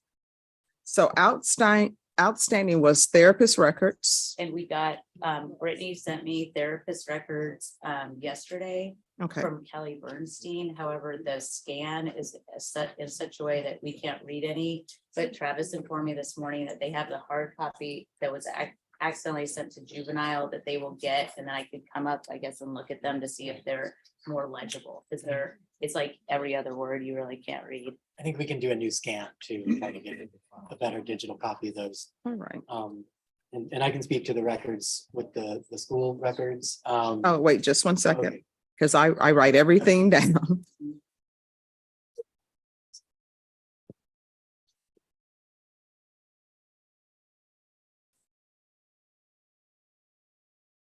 All right, so the therapy records state you'll be able to provide that to her before the week is out? Yes, Your Honor, that as soon as defense can come along, we should have those later today. I think we were gonna try to do a new scan and get them uploaded today. Okay, And then will you just, if they can't And if stand we it, can't, then that'll we just can- come over. Yeah, Okay. provide them for inspection. all right. Now, the next issue was the same video. They have that. Yes, Okay. we just need to arrange a time for defense to come and watch it in our child safe area. Then the next thing we have is the cell phone dumps. We don't have any phone dumps yet. I did reach out to the officers. One of the detectives is apparently out right now. The other one, I've left a message, but I will need to see where they're at. I've talked to defense. The issue is in my previous discussions with the detectives, they told me that they didn't have any passwords to get into the phones, and that can cause challenges to accessing phones. I think I'm going to work with defense to see. Have they if tried there's a- password as the password? I can't speak They to can- which. ABC They one, can two, ask you three. the passwords as well. I will note that it is property of UPS, United Parcel Service, so the laptop and cell phone are highly encrypted. So I don't know why they've had it for a year and a half. I don't know why they couldn't ask me for it. Well, he has the passwords. Well, and then this Travis did tell me that this morning, and I didn't, that was the first that I knew that they couldn't get into them. So I'm gonna talk with my client about next step on that. All right, so he's saying that it may change, Understood. but he's saying he will give you the password. So that's a problem solved. Understood, Your Honor, and we will coordinate and expedite that solution as quickly as possible. And is it only the dump of the cell phone, or is there some other computer that, Cell phone, printer, daughter's little Polaroid camera, USBs, CDs, well, the CD, PlayStation 5. all right, CDs shouldn't be, encrypted. The only two things would be the cell phone and the laptops that were owned by UPS. All right, unless we call Tom Cruise. Is this sort of like a Mission Impossible thing? So I don't know what's on the PlayStation. So, I think they said basically every electronic in his house, including chargers. So I don't know what would even be on a Yeah, charger, but Apple Watch. everything. and then the Apple Watch. So is there I don't have Apple products, not because I don't like Apple products. I'm in the twilight of my life, so I'm not learning new technology as far as Apple. I will say that if there's certain things at UPS, like the laptop, if it's not logged in after X amount of time, I don't know how they're gonna get into it. All right, so he's saying he's willing to give you what passwords you need. So the only thing then we have outstanding is the cell phone dump. Is that correct? No, Your Honor. Okay, what else? Just counseling records for the school. State, do you have those? Yes, those are the records that I thought we were just discussing, Okay. that we received, but they went to the juvenile department and they're inter-office mailing them back to us so we can get them scanned. Oh, I thought that was for the Kelly Bernstein. I thought that's for the school counselor. I thought you told me that the school was gonna be back and the person at the school would be there Monday. That's the school records, Okay. and then I thought the counseling we were referring to counseling records and we. No. So the therapy records, that's taken care of. Yes. So now I'm the talking- counseling records from the school. Yes, the Okay, school all right, counseling the records. school records, we've been trying to get into contact with the person who handles those at the school. It's summer. They say they're gonna be back Monday. We expect to get them from them on Monday when that person returns to the school to provide them to us. All right, so they'll probably have those by midweek. Okay, and then, the next thing is like, there's these when they submitted the prosecution guide, Shirts PD gave the state, like, within their blue binder, there is like a sleeve of CDs that when I go on to the, there's additional discovery that is those CDs, so I need copies of those CDs just, left at the window for me. We can make copies of the CDs, yeah. All right, so CDs from Shirts, that's not going to be a problem. And I've already made a note to handle that after this docket. All right, And then the last remaining thing is the feelings journal that is referenced in the prosecution guide and Kelly Bernstein notes. It's referenced everywhere. We have yet to see that anywhere. all right, do you have the feelings journal? I've never seen the feelings journal, but we'll review the records as we receive them from the school and the counselor and see if there's any reference to that journal in there and if it can be tracked down. All right, are the feelings journal, is that in the complainant's possession or is that in a counselor's possession, or we don't know? We don't know, Judge. Where, I mean, it's referenced as within the Kelly Bernstein records, Alexandra Reed says that she found a lost feelings journal and I'm not sure if she says she gave it to the police or where it is. I really don't know. It could be with Shirts PD or Universal City PD. I have no idea where it is, but it's referenced through everything. All right, so with regards to the feelings journal, track that down. If the complainant has it and the complainant doesn't want to turn over her journal, which usually people don't want to turn over their journals, then whoever needs to do a subpoena will need to do a subpoena. Okay. All right, anything else? No, the other part of this motion is on what we subpoenaed in here for the motion to quash and protective order with Mr. Long. So All I right, think so- that takes care of the state's portion of what they were gonna give me. Okay, and so what motion to quash are we dealing with? Well, Judge, I filed, the last time we were here, I didn't file subpoenas. I filed a notice for production or inspection of documents and tangible things to Miss Reed, who is the mother of the complainant's medical providers. We noticed, obviously, Mr. Long, the state, he filed the motion to quash and protective order. And so we're here on that issue to see if the court would entertain doing an in-camera review of the month prior to outcry. Mom is admitted into the hospital. We see throughout her. I'm more than willing to do an in-camera inspection, but with regards to a motion to quash, if it's just a request and not a subpoena, it's really not in my purview or jurisdiction until there is a subpoena filed. Then there's a subpoena. You can file a motion to quash the subpoena and I'll hear that. Yep, correct, Your Honor. We understand. And again, it's one of those situations where the issue is they're seeking my client's medical records. Obviously, we all know how third parties react. And, since my party's a non-party, she has no control over any of the doctors, any of the offices, whether they actually understand how things work or not. Hence, we had to file a motion to quash just to put everyone on notice. We fully recognize that they haven't served it, served it personally. They just gave notice, which we understand and we appreciate.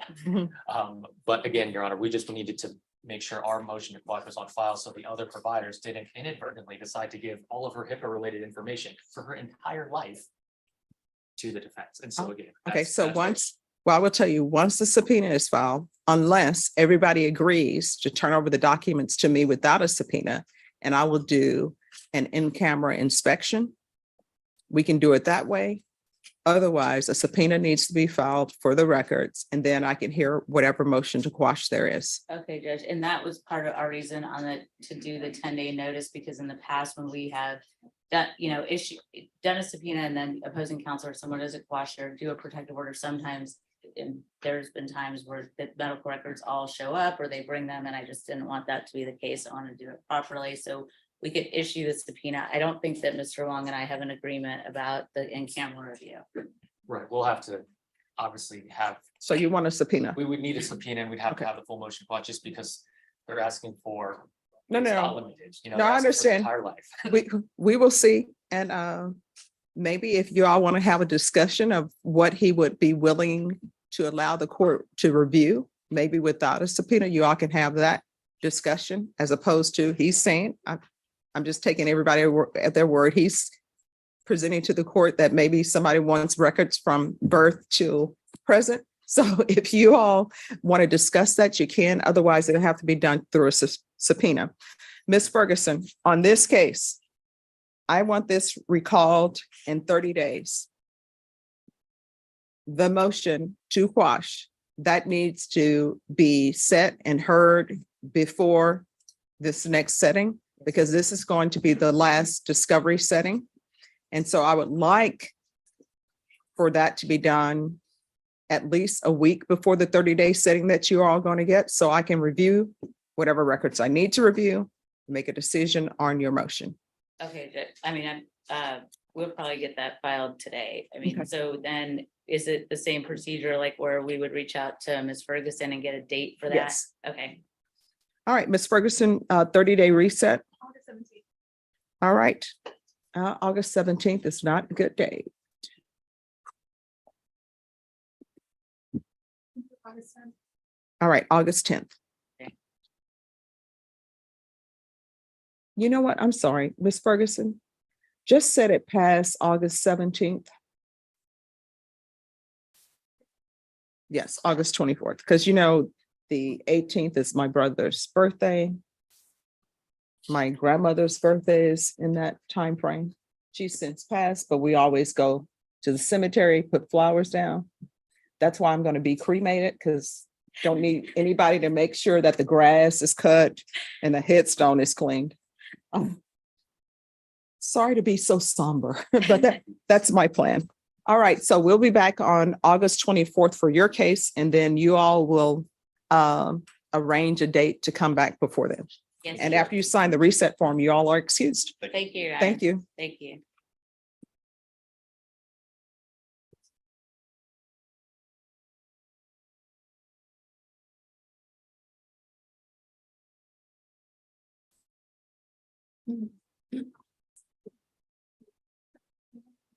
Yes. All right, who's here on James Earl Bradley? Good morning. It's the one that we had on Tuesday that we were set for the 24th. We made a deal right after that. So right back. All right. Court is calling 2023 CR 2668, State of Texas versus James Earl Bradley. Can I have parties announced for the record for the state? We're gonna hurry for the state. Defense? John Pettis for defense. All right. And are you Mr. Bradley? Yes, Counsel, have you received all the discovery and did you review it with your client? yes, Judge. Court will find that the state is in compliance with discovery. Mr. Bradley, I'm showing you what's entitled True Bill of Indictment. Did you review that with your attorney? Did you understand it? Yes, ma'am. Counsel, do you waive the reading of the indictment? We do, Judge. State, are you proceeding on the indictment as presented? We're proceeding on the lesser included charge of assault, bodily injury, family, household. Any objection? No objection, Judge. Showing you what's entitled Court Admonishments and Defendants Waivers and Affidavit of Admonitions. Did you review that with your attorney? Did you understand it? Did you sign it in all the appropriate places? Yes, ma'am. Did you understand the state is proceeding on the lesser included offense of assault, bodily injury, family, household? Yes, ma'am. That is a Class A misdemeanor. The range of punishment, if you all can initial here. Yes. The range of punishment is anywhere up to 1 year in the Bexar County Jail and up to a $4,000 fine. Did you understand? Yes, ma'am. If you have a plea bargain agreement with the state, the court does not have to follow your plea.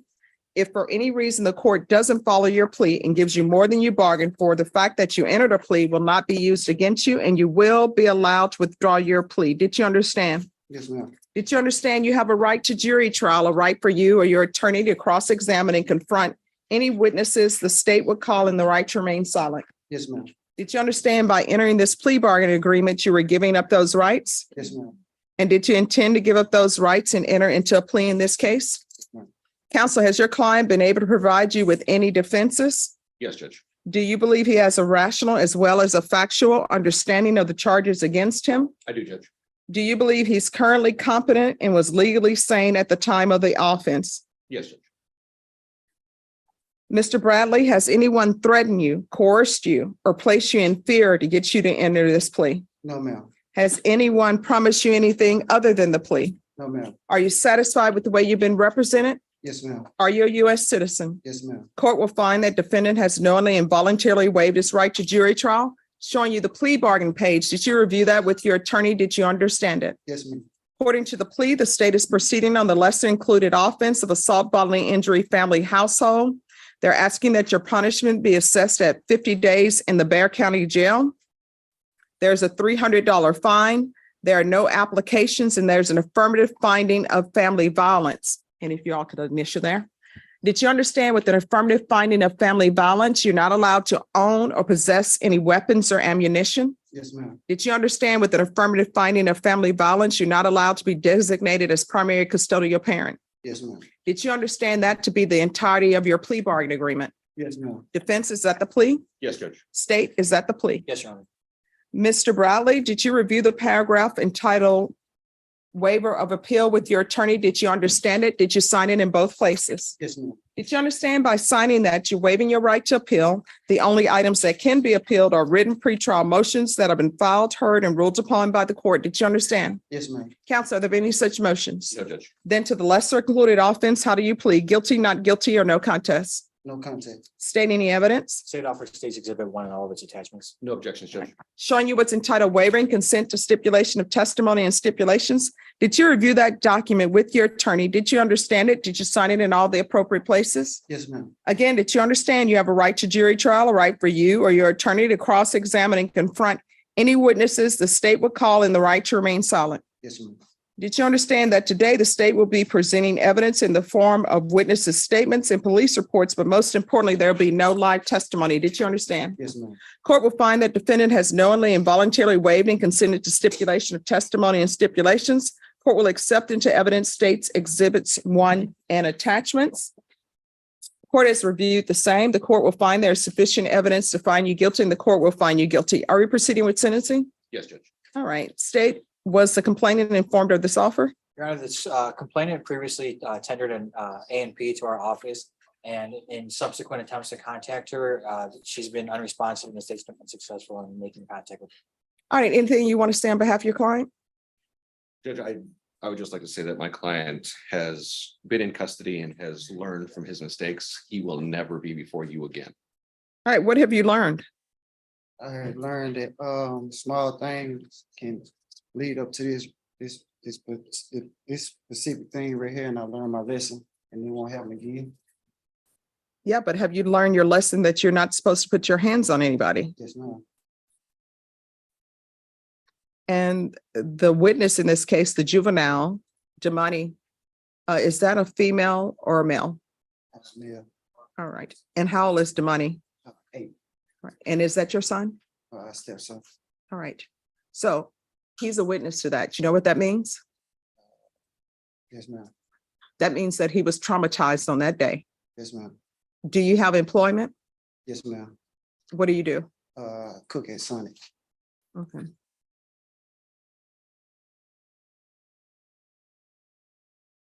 I don't think adults sometimes realize what they put children through.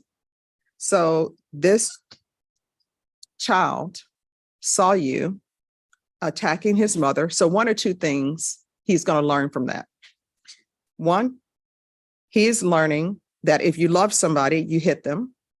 Or two, he's learning that right makes right. And what he's going to end up doing, if he's in a relationship and he learns this is how you show love, or either this is how you get your way, then that's what he will be doing. And he will be taking that into his school years. Do you have any children with her, biological children? No, ma'am. All right. This is what the court is going to do. Court is finding you guilty. There's an affirmative finding of family violence, a $300 fine, time and money will run concurrent, 50 days in the Bexar County Jail, give you credit for any time served. There's to be no contact with Semaj, S-E-M-A-J Johns, and Damani, I Hunter. So what that means is you're not to have any contact with them. Your relationship with them is over. Do you understand? Yes, ma'am. They deserve better. Yes, ma'am. And she is not reaching out to the state. She wants to do an affidavit of non-prosecution. So maybe she wants to get back with you. Maybe she wants to tolerate this, but you're not allowed to have contact with them. So you're going to have to move on to somebody else. Do you understand? Yes, ma'am. If you have contact with them, it's going to show up in the system if the police are ever called and there's going to be an issue. You understand? Yes, ma'am. Showing you what's entitled trial court certification of defendant's rights to appeal. Did you review that with your attorney? Did you understand it? And did you sign it? Yes, ma'am. Because this is a plea bargain agreement, because this is an affirmative fighting of family violence, you're not allowed to own or possess any weapons or ammunition. If you have a question over what a weapon or ammunition is, you need to speak to an attorney. And because this is a plea bargain agreement, I follow your plea bargain agreement and you waived your right to appeal. You do not have the court's permission to appeal. Do you understand? Yes, ma'am. All right, we can go off the record. I mean this and hopefully the most helpful ways for you. And I don't take domestic violence lightly, but if you want to be in a relationship and if you think you will be good in a relationship, you know what you should do? Yes, ma'am. Go to one of these stores. They have orchids on sale. Those orchids are probably about $12. They have the blooms over on them. They look beautiful. Keep that orchid until those blooms fall off. And if that orchid blooms again, you may be ready for a relationship. And let me just tell you why I say that. I say that because orchids are a little bit fickle. You have all the people online saying, put 3 ice cubes in them. Then somebody says, well, that doesn't work. They like the light, put them next to a light. Then the light doesn't work. I have had no less than 6 orchids. None of them have survived. So now we have 2 more in the back. We shall see if they will survive. And I say that because orchids, when you get them to bloom, that teaches you patience. Because you look at it and you think it's dead and you want to throw it away. But if you work with it and when it reblooms, you're very happy because you have worked towards making that bloom. You understand? Yes, ma'am. Do better. Yes, ma'am. Thank you, Your Honor. You're welcome. Who is here on Mario Aguilar? Council President. I approach Judge. Yes. This is a recall of a plea from Monday. Yes. You wanted Immigration. immigration to confer. I don't know if he said he hasn't talked to anyone else, so I didn't know if he wanted to All right. make a call to get them to. Norma, can you call Mac to see about immigration on this case? On which case? It's Mario Aguilar. All right, just have a seat. They're going to see if we can get somebody from Mac to come down to speak to you. You're welcome. Who's here on Christopher Gonzalez? Christopher Gonzalez? All right, just give us a second. I think your attorney went across the hall. Lutrell Miles. Hello. Morning. Good morning. All right, and this is for sentencing? Yes, Your Honor. Okay.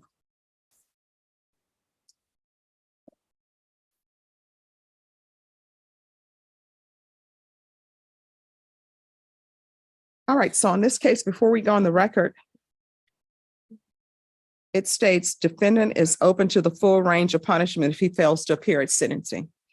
Your Honor, at the time we filed a motion, it's still pending. It was just never ruled on a motion to set bond.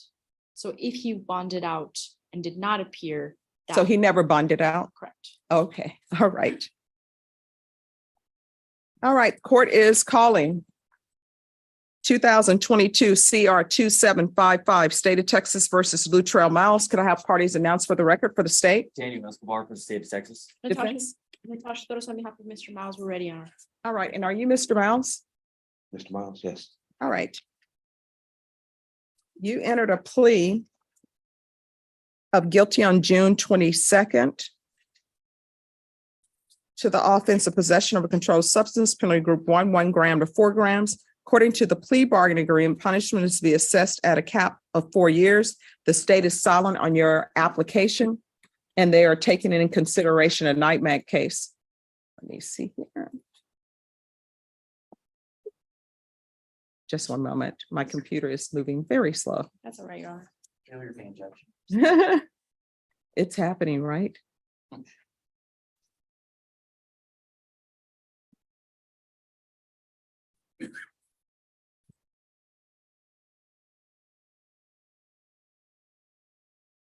Ms. Abrams, on this case, was a PSI done or no? Oh, yeah. It was not? All right. So, Judge, if I may interrupt, I think you just wanted us to run a criminal history on. thank you. Which, Thank you. So has the criminal history been completed? yes, Judge. All right. And have you had a chance to review your client's criminal history? Yes, Your Honor. All right. And what is his criminal history? Judge, it was a conviction for a state jail drug case. I think it was actually deferred, so I might be mistaken on that. Sorry about that. And a misdemeanor theft conviction. There wasn't really much history. All right. Thank you. So, Mr. Mouse, can you raise your right hand for me, please? Do you solemnly swear affirm the testimony you give will be the truth and nothing but the truth, so help you God? Yes, ma'am. All right. You can lower your hand, state your name for the record. My name is Bexar. I'll be sharing Miles, All right. If I were to grant your application, where would you be staying? 1107. No. I'm sorry. That's a bad question on my part. Would you be staying by yourself or with someone else? I'll be staying with my mother. All right. And does your mother want you to stay with her? Your Honor, if I may, I Yes. did have her as a witness. She's sitting here. Okay. All right. Awesome. Just So, wanted- thank you. So counsel, does his mother want him staying there? Yes, Your Honor. All right. Do you have a drug issue? Yes, I do, ma'am. All right. What is your drug of choice? What are you using? It was meth. All right. How often are you using meth? Ma'am, I really had, not much, ma'am. I had really stopped doing it. Before I was arrested. Ma'am, I graduated from drug court back in 2016. Mhm. You spoke at my graduation. Okay. I'm So what 51 happened? I'm 51 years old, ma'am. I made a mistake. I wasn't ready then. I am now. I was prior to getting arrested. I was tired and sick and tired of it, and I'm done. Doing with drug court, I know what I need to do by going to outpatient. I was going to Trinity Local Marbury for a men's meeting. I'm going to go back to doing that. I'm going to go to my NA classes. But the main thing is I have structure with my mother. My mother doesn't allow any drugs to be in the house or anything like that. And, my grandmother used to say, it comes to a point where somebody tells you that, that you need to stop doing drugs. But when you're tired of it and I am, and I'm completely done with it. So when you're giving me probation, it is not a punishment to me. It's a new way of life for me because it's a privilege for me to get right with myself. All right. This is what the court is going to do. Court is going to sentence you to 4 years in the prison, suspended and probated for 8 years.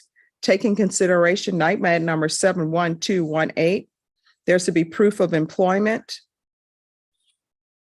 within 45 days. There's to be no employment as a home health care provider or with minors. The UA hotline until further notice. We're going to do a TAP evaluation, probation. That can be done while he's out of custody. If you miss that TAP appointment, a motion to revoke is going to be filed. Do you understand? Yes, ma'am. And if the TAP evaluation recommends inpatient treatment, if they recommend outpatient treatment, I want to start with intensive outpatient treatment.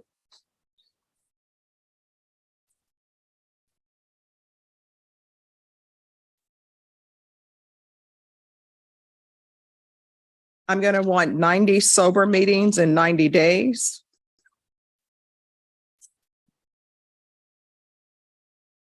Regular reporting by Zoom or in person. And I'm going to want field visits.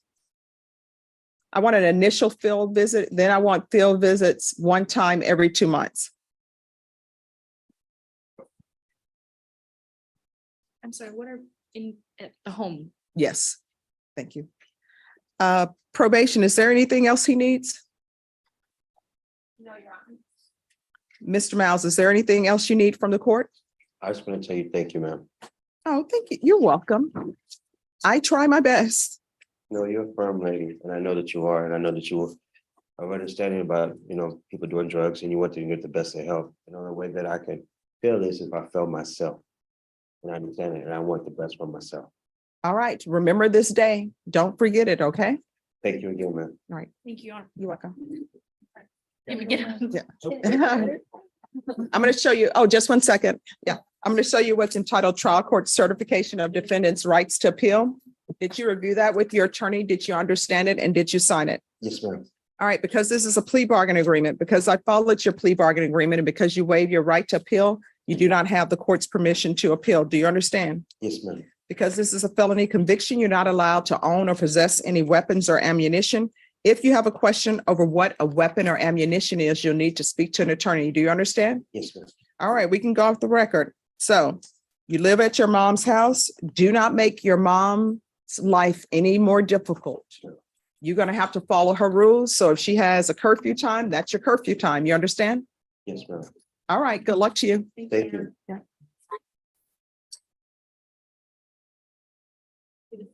Sure.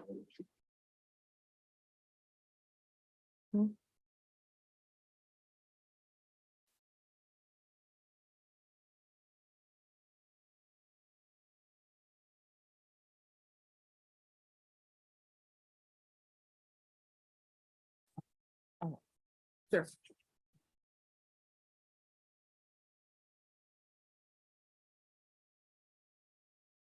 All right, Christopher Gonzalez.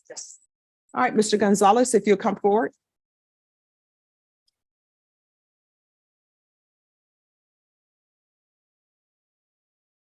Apologize for the delay. I just got released by the 379th. No problem. They're picking another jury. Well, I think you will discover your client is always dressed appropriately for court. He does. He looks better than me. Yes. Okay, Oh, that's a good. so this is your attorney. Yes, I'm sure ma'am. you've exchanged information with him. And defense, have you had a chance to confer with the state? Have not conferred with the state. I do want to get discovery. Plus, apparently I need to check with Lorraine Efron, who is the previous attorney who may have information that I need. Before I Okay. can go forward on another setting. So we were going to ask for a reset from the court and I will check with Ms. Mitchell. All right, so I'm going to give you a reset on this. And your reset date is going to be in August. I need a reset date in August for Christopher Gonzalez. Just a regular research. No, put it the third week in August. And this is just to make sure that defense counsel has discovery. And then counsel, there's going to be a quick turnaround for jury trial. Your jury trial and plea deadline date are going to be the same date. Because this case is an old case. That's fine. 24th. Yes. I have a dentist appointment that day, Judge. Oh, okay. No, it's all right. We can do the 24th. You sure? Yes, Oh, I was going to give you, dental health is important. I want to save that for a different day. Christopher Gonzalez. Okay. All right, Ms. Ferguson, if you can give them a reset form for August 24th, please. All right, thank you. Oh, Judge, I just want to say I appreciate it. Thank you. All right, you're welcome. Thank you, Judge. You're welcome.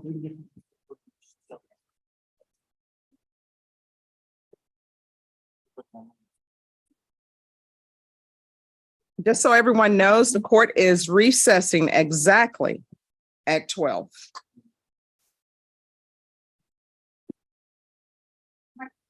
Thank you.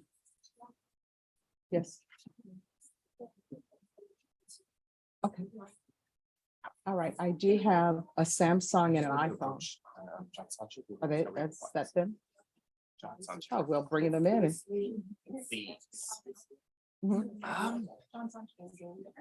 23-077. Okay. All right. Perfect. This person here is Jonathan Boyd. Yes. All right, where's Jonathan Boyd's attorney? Jason Goss. All right, your attorney's not here. I'm going to put you back in the waiting room. As soon as your attorney shows up, we'll take that up. All right, and sir, what is your name? Dante Walden.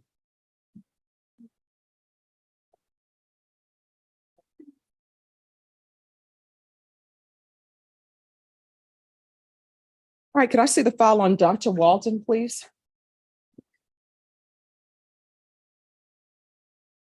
Yes. Thank you.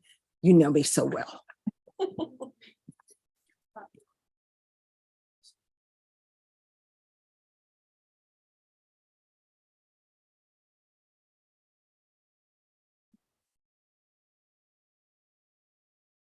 All right, Mr. Walden. Yes, ma'am. All right, so our issue is that you owe some fees. Yes, ma'am. All right. If you wish to keep getting extended, I can continue to extend you. But if you make out a payment plan with probation.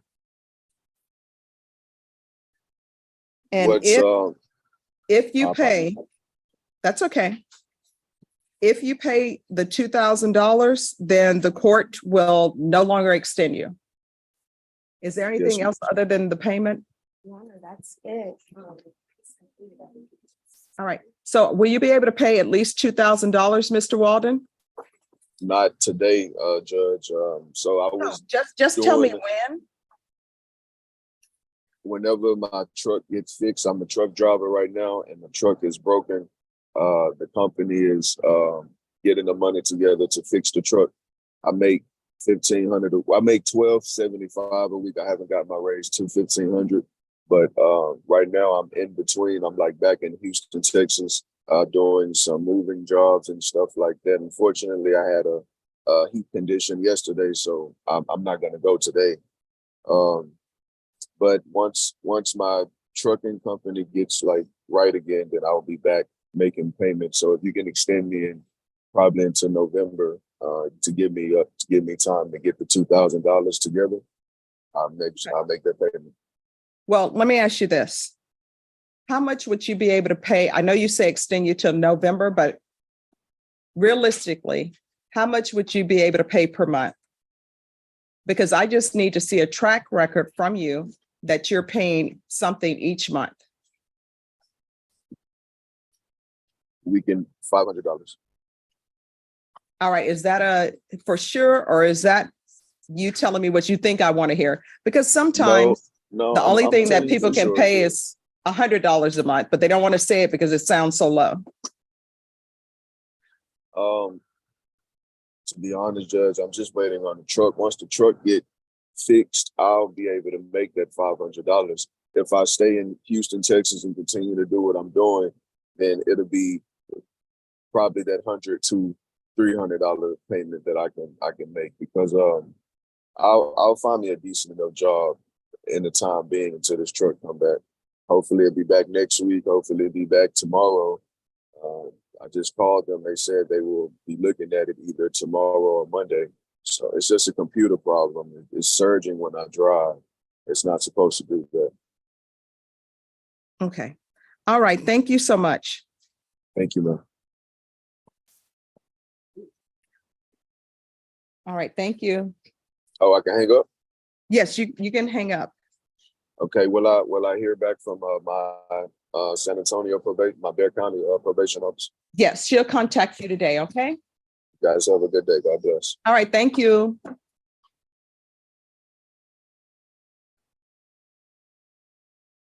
All right. Who's here on?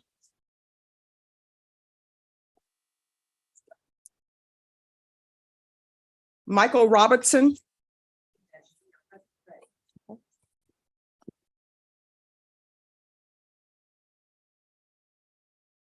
All right, thank you. Could I please have a stamp for probation? Yes.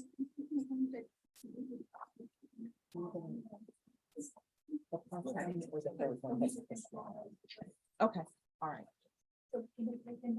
Just give me a moment.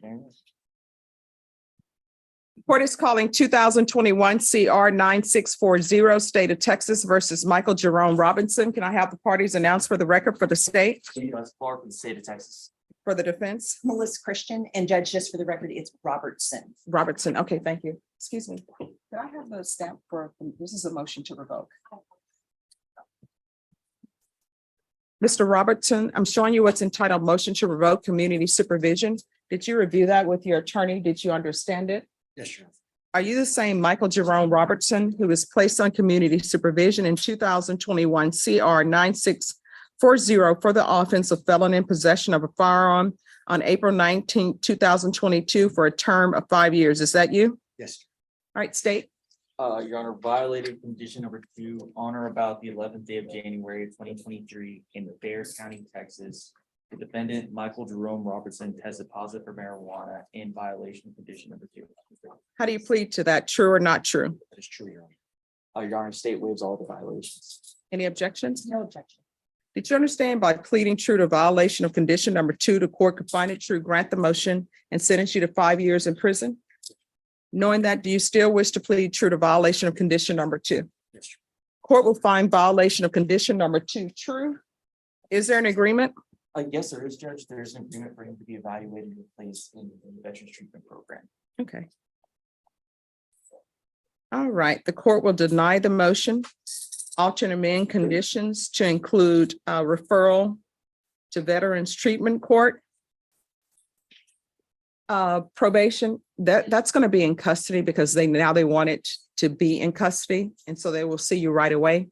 Counsel, if something ends up happening and they don't see him by next week, Yes, just come in and let the court know. We'll put him on the docket and have them come over to see what's going on. we'll do that, Judge.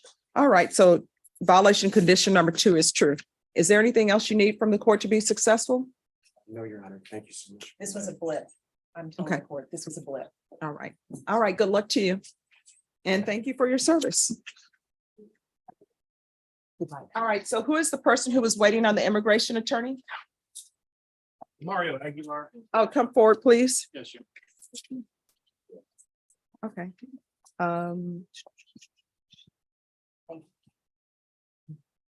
Okay.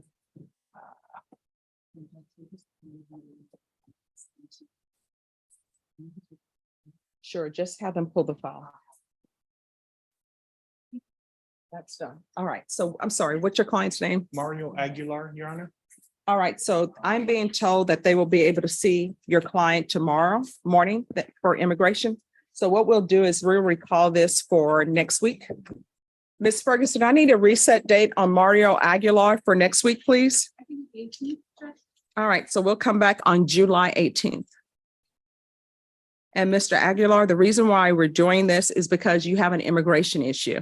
And if you enter a plea and this would negatively impact that, it's better for you to know now than to enter the plea and then say, I had no idea. You understand? I know my rights, don't I? Yes. Well, you say that, but sometimes we don't. So we're going to get an immigration attorney. You understand? Yes, ma'am. All right, we'll see you then. Thank you, Judge. You're Have a welcome. excuse. Yes. Yeah, okay. Let me chat with him.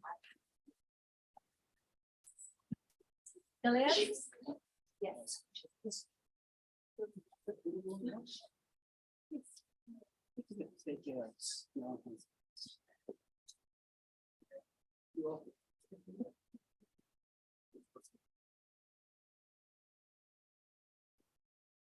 Who's here on Melissa Castaneda?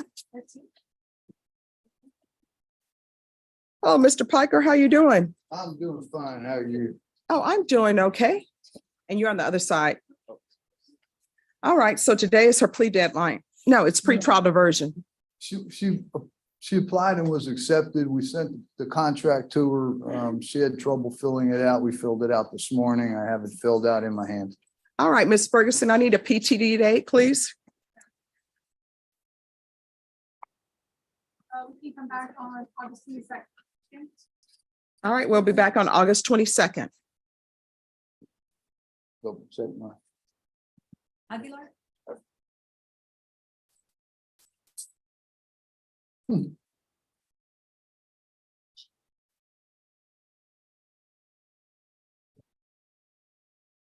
All right, just get a reset form for Ms. Ferguson. Okay. Thank you. Thank you, Judge. Who's here on Angela Gonzalez?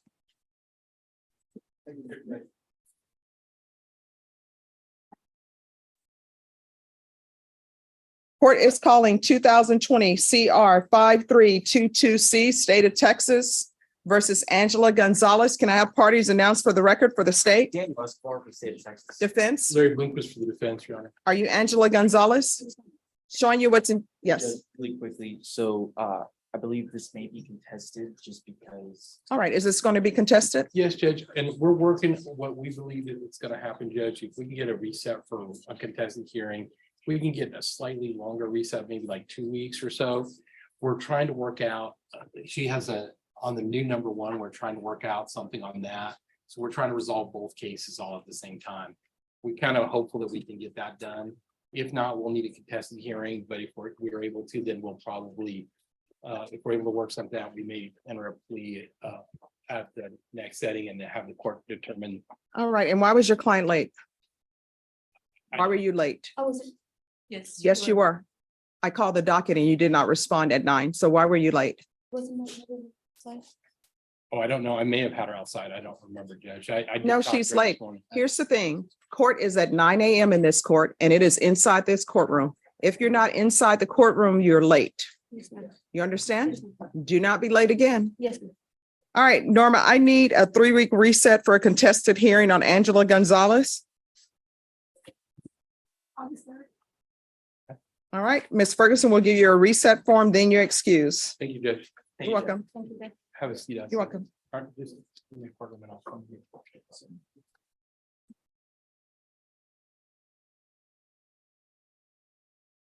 Who's here on John Albert Sanchez? I am, Your Honor. May I approach? Yes, Executive Sanchez? yes. Thank you, Judge. Who's the prosecutor on John Albert Sanchez? Aggravated sexual assault? She's coming here. All right, thank you. All right, so we're here for discovery. Where are we on discovery? And we reset it for 2 months for discovery.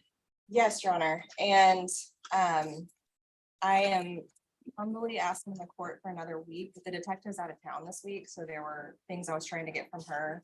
She doesn't get back till Sunday. Specifically, and then I've been in contact with the prosecutor, a prosecutor in Atascosa County, who I should get something from him today or tomorrow from there. I would just respectfully request one more week from today to get. All right, Ms. Ferguson, reset this for 3 weeks for discovery. There will be no further discovery resets. Understood.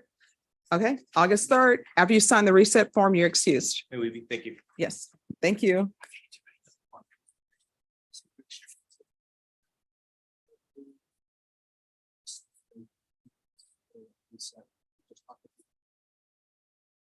Who is here on Angel Cruz? Yes, here, Judge.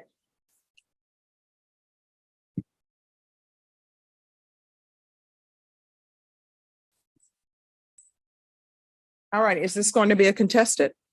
Judge, I haven't even had an opportunity to confer with Mr. Cruz. I was just appointed today. Ah, So if we could, I'm on vacation next week, starting Wednesday. If we could recall this for Monday, so I have an opportunity to at least confer with him, okay. that would be great. All right, Ms. Ferguson.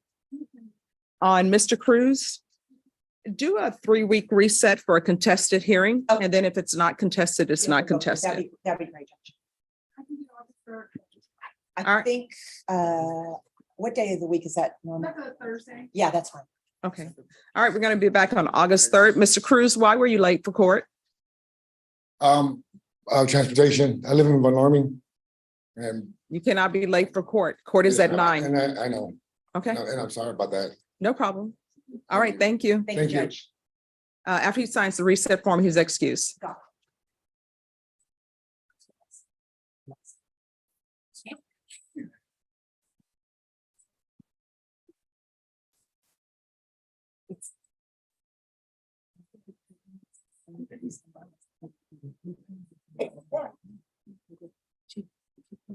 I'm not really sure. Who's here on Mario Aguilar? Yes. Nicholas Ramos. Mario Aguilar. Oh, this has already been done. Why do I have this again? No problem. You're welcome. Jacob Guevara.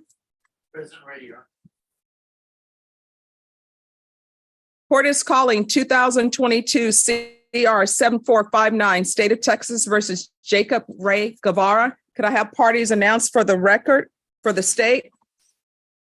It's family violence. Jacob Guevara.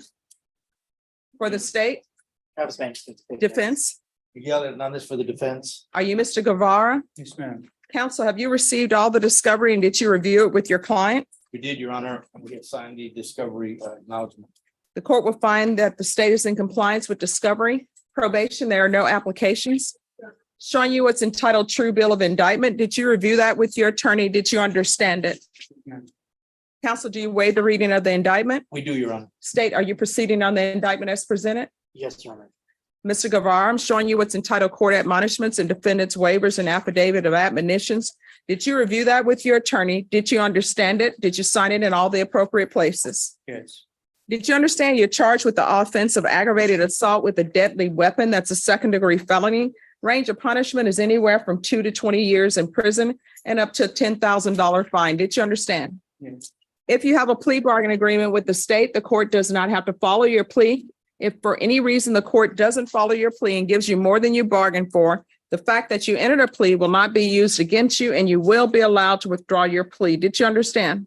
Yes. Did you understand you have a right to jury trial, a right for you or your attorney to cross-examine and confront any witnesses the state would call and the right to remain silent? Yes. Did you understand by entering this plea bargain agreement, you were giving up those rights? Yes. And did you intend to give up those rights and enter into a plea in this case? Yes.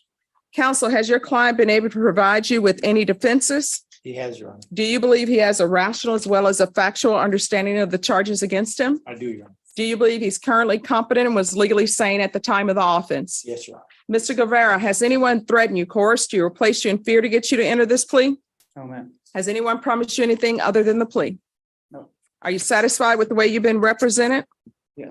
Are you a U.S. citizen? Yes. Court will find that defendant has knowingly and voluntarily waived his right to jury trial. Showing you the plea bargain page, did you review that with your attorney? Did you understand it? Yes. According to the plea, punishments be assessed at 3 years in the prison. There's an affirmative finding of deadly weapon. There are no applications. There's an affirmative finding of family violence, and there's to be no contact with the complainant. Did you understand with an affirmative finding of family violence, you're not allowed to own or possess any weapons or ammunition? Yes. Did you understand with the affirmative finding of family violence, you're not allowed to be designated as primary custodial parent? Yes. Did you understand that to be the entirety of your plea? Defense, state, Yes, Your Honor. showing you the waiver of appeal paragraph. Did you review that paragraph with your attorney? Did you understand it? Did you sign it in both places? Yes. Did you understand by signing that you're waiving your right to appeal? The only items that can be appealed are written pretrial motions that have been filed, heard, and ruled upon by the court. Did you understand? Yes. Counsel, are there any such motions? No, Your Honor. Then to the offenses charged, how do you plead? Guilty, not guilty, or no contest? No contest. State any evidence? State upper states exhibit 1 and its attachments. Any objection? Your Honor, no objections. And state, have you been in contact with the complainant in this case? Your Honor, let me.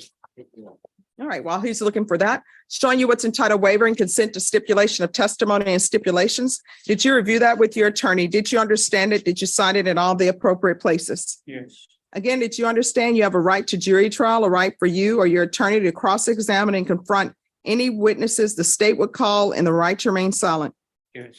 Did you understand that today the state will be presenting evidence in the form of witnesses' statements and police reports, but most importantly, there'll be no live testimony? Did you understand? Yes.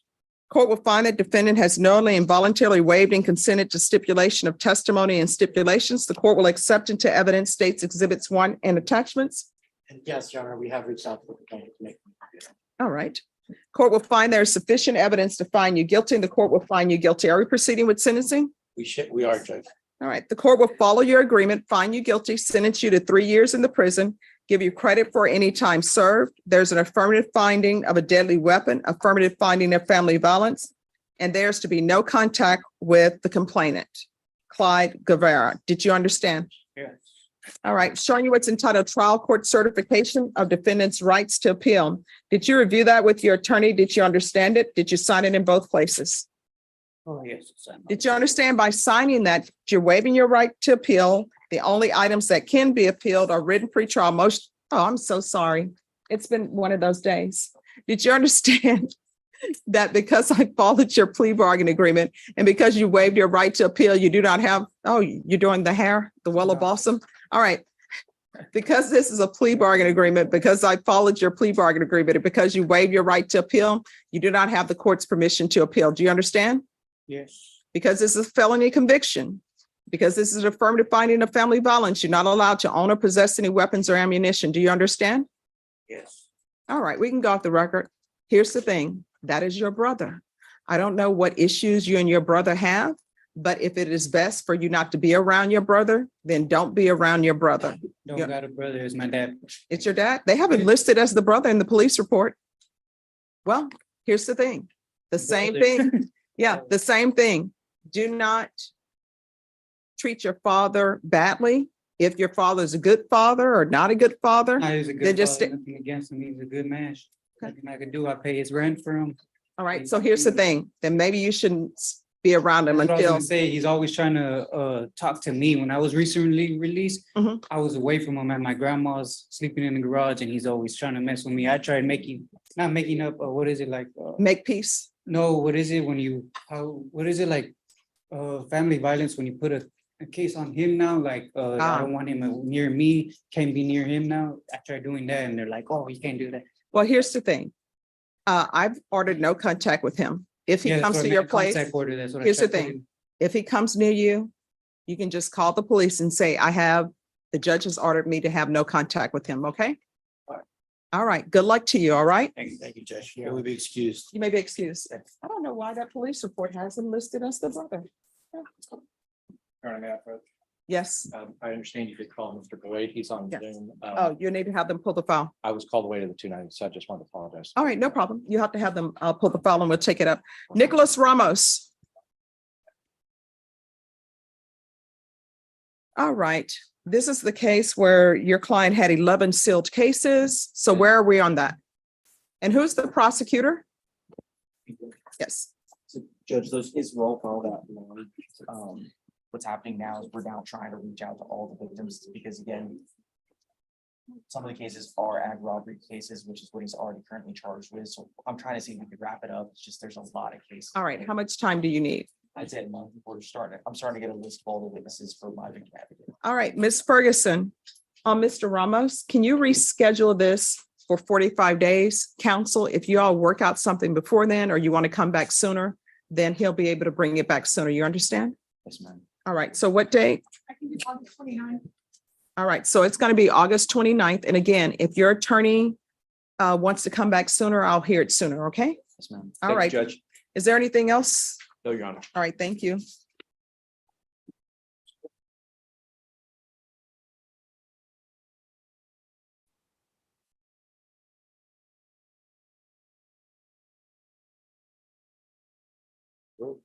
Who's here on William Jimenez?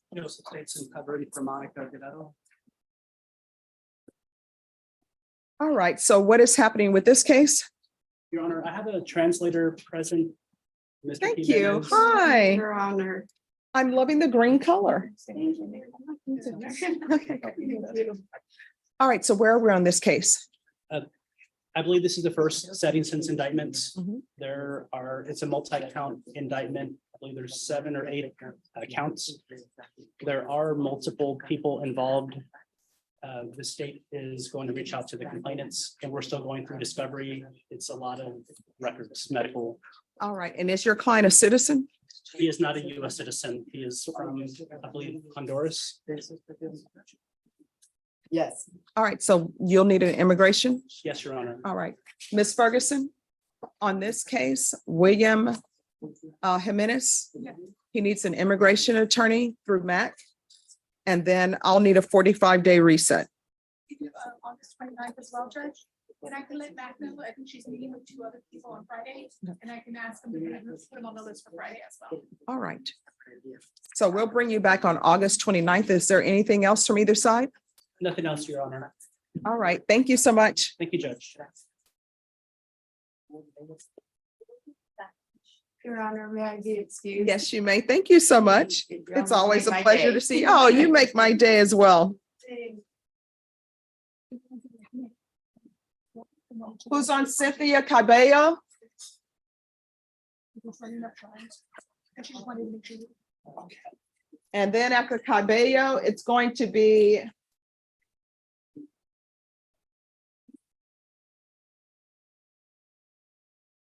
Mr. Goss, did you have them pull your file? Yes, it's right there, Judge. We just Okay. put it up there. All right, what is happening on this case? Judge, we've reached an agreement on this particular case, but it's going to require that the indictment be amended and some other things done. We're just asking the court to bring it back next week so we can actually do this. I've got a cardiologist appointment this afternoon. All right, so when do you want it back next week? I can do it Tuesday, Wednesday, Monday, whatever's, however All right. much time the state needs. All right, Monday, Tuesday, Wednesday. Monday's fine. Okay, all right, Ms. Ferguson, Cynthia Cabello, if you can give them a reset for my, Tuesday would be better. all I'll be right. across the Tuesday's hall. fine too. I'll be across the hall. See, people are so accommodating and then they're not giving me their real dates. I forgot it was across the hall. on All Tuesday, right, so Ms. we- Ferguson, can you recall this for July 18th for a plea? Yes, ma'am. Thank All right, after you sign the reset form, you excuse in just 1 second. Let me find her on the docket. All right, we'll see you then. Just do the reset form.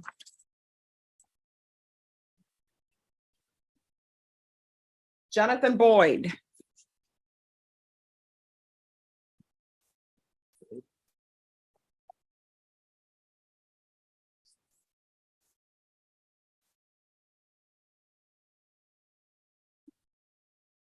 And I always have to tell people no relation. All right. So on this case, I did speak with the person with regards to DNA, and both parties asked me to do that. And they are telling me that they'll probably have the information this week.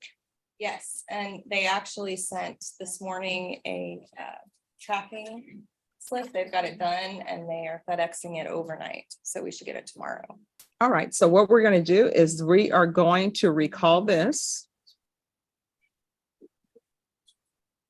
Ms. Ferguson, on this case, if you can recall it. Your Honor, may I inform the court, I've also got some information.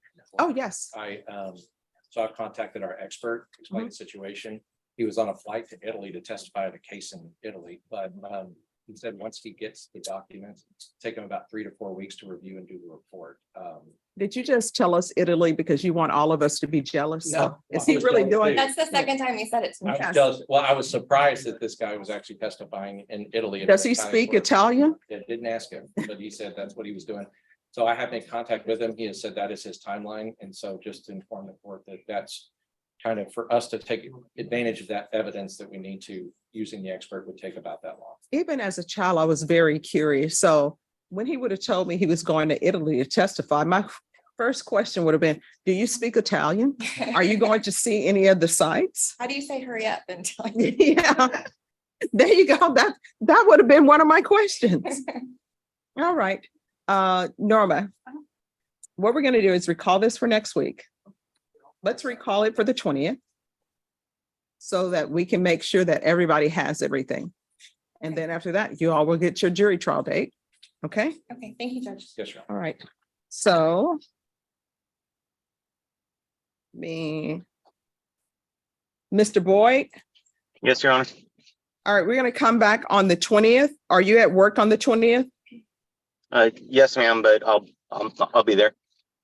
I mean, we can do it by Zoom because it's not going to be a trial on that date. Okay, that would be great. All right, we'll have you by Zoom. Your Honor. Okay, is it- thank you. Do you have the same Zoom Yes. membership or ID? Okay. Yes, we change it up a little bit, but it should be the same Okay, thank you. unless something happens. All right, your excuse. We'll see you back on the 20th. Thank you. You're welcome.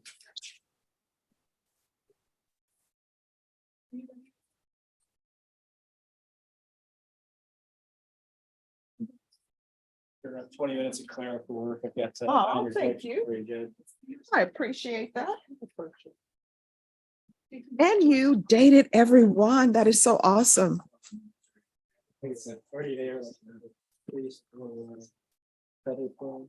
Yes, Laura Metzel dates every last one. These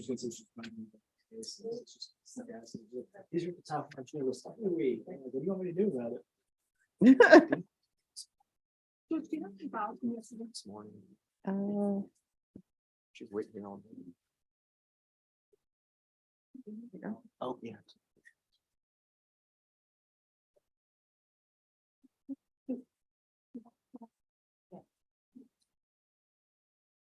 All right, there you are. Closure. How are you See two? often, but I will see you regularly with my new positions. Oh, awesome. What is Have a your good new position? It is nice swap, so I took over her caseload. Oh, okay.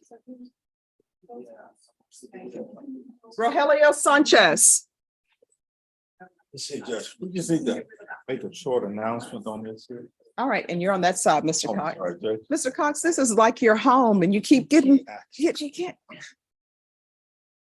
Can't get it right. All right, who's the prosecutor? Ah, there you are. I'm standing in for Jason. For Jason. We're ripe for trial, right? I believe we have everything we need, Judge. We're close in terms of, we've been trying to resolve this case and we're close. Jason can't, he's not here. I think he's up with witnesses on another case. We need to talk to him. We're very close to getting it resolved. So if we could either recall it the early part of next week, that'll be fine. Okay. Or I just think we need some one more time to meet with him. If we can do it. All right, let me see. Of course, my computer is shutting down. It won't let me go into Outlook. It says there are too many things you have going on with your computer. All right, Ms. Ferguson. Yes, ma'am. On this case, Rogelio Sanchez, they're telling me that they believe it's going to be resolved. Yes, ma'am. So can you put this at the end of the month? Is that enough time? Fine, Judge. Yes, I can do July 31st. All right, we'll come back on July 31st. All right, thank you, Judge. All right, thank you. We'll see you back on July 31st.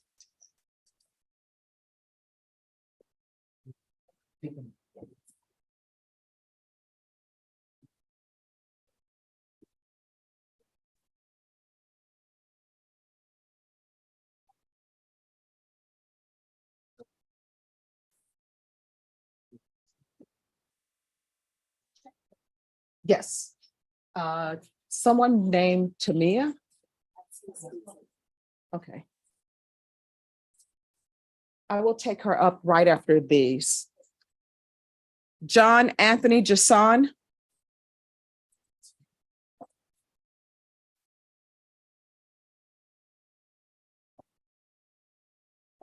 All right, who's the attorney for this? Where's the defense attorney? I'm sorry. Oh, just have a seat. Oh, it's compliance. Ah, thank you. All right, let me see what is happening here. I'm sorry, Bashan, my email will not open. That's fine, Your Honor. We sent in information for status for, or consideration for early termination and discharge. It appears that Ms. Mitchell had no opposition, but I believe you just wanted to talk. Yes.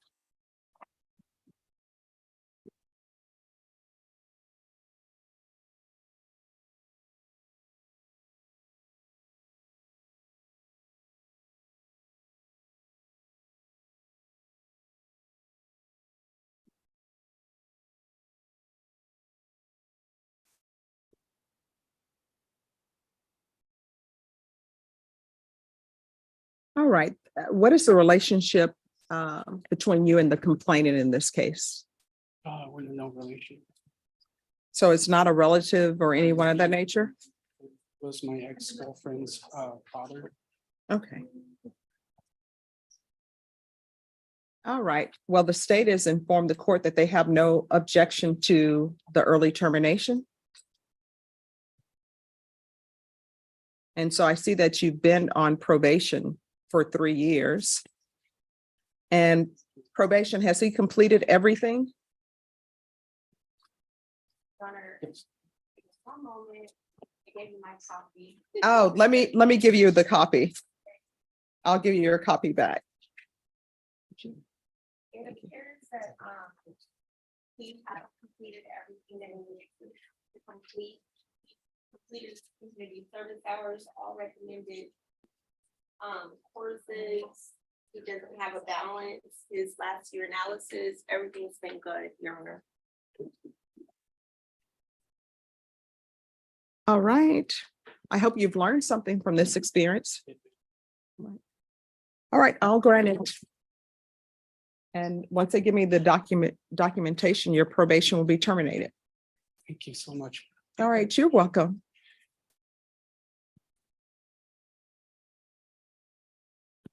Gennaro Reyna. Good morning. He's not on the docket this morning, Judge. He was on the docket yesterday. Yes. But I conferred with the DA. We're waiting for 2 judgments and they should get them to me today because my client wants to see those so we can have a reset for Monday or Tuesday, Wednesday next week, Judge. We can All resolve right. this. All right, Ms. Fergus, can you recall this for next week for disposition? Correct, Judge. Tuesday. That's fine. Okay. Yes. I Thank can you, do Judge. the 18th. All right, we'll be back on the 18th. We'll see you then. Thank you.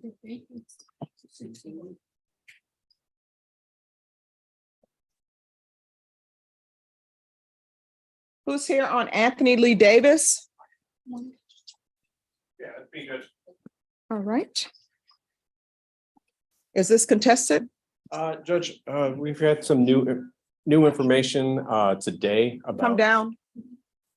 my client's mental health issues. I've been talking to Travis about it. Mhm.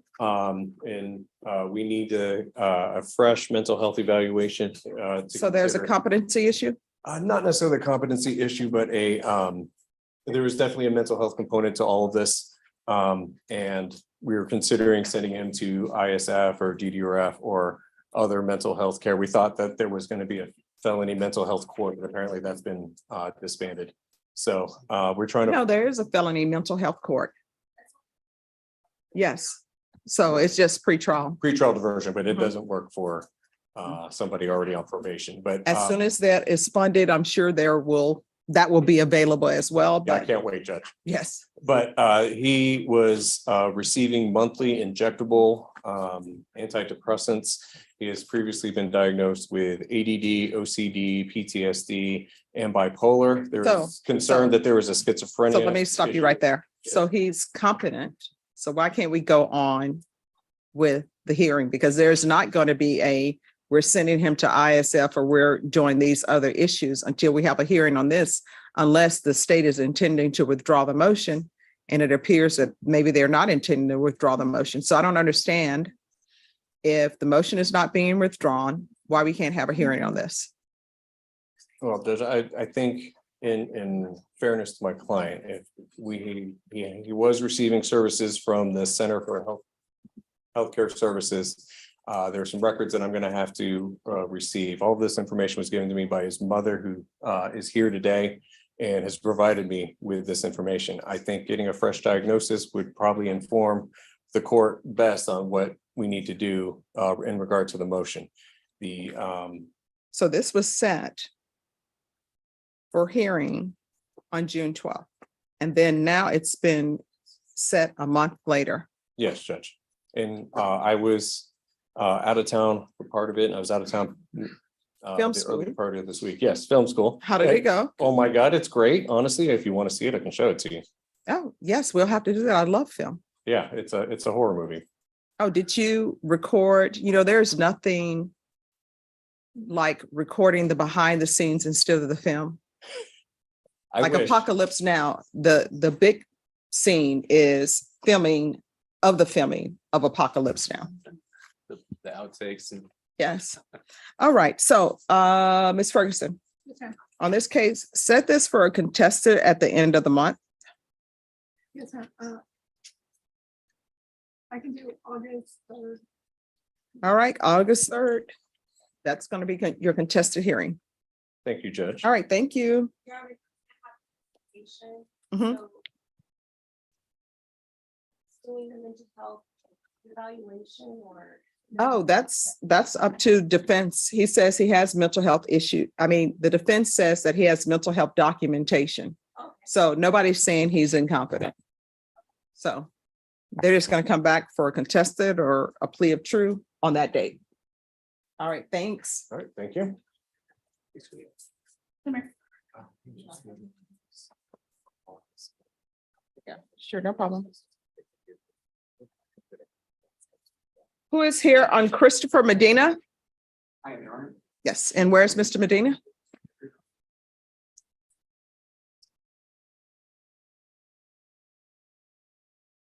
Let me find him.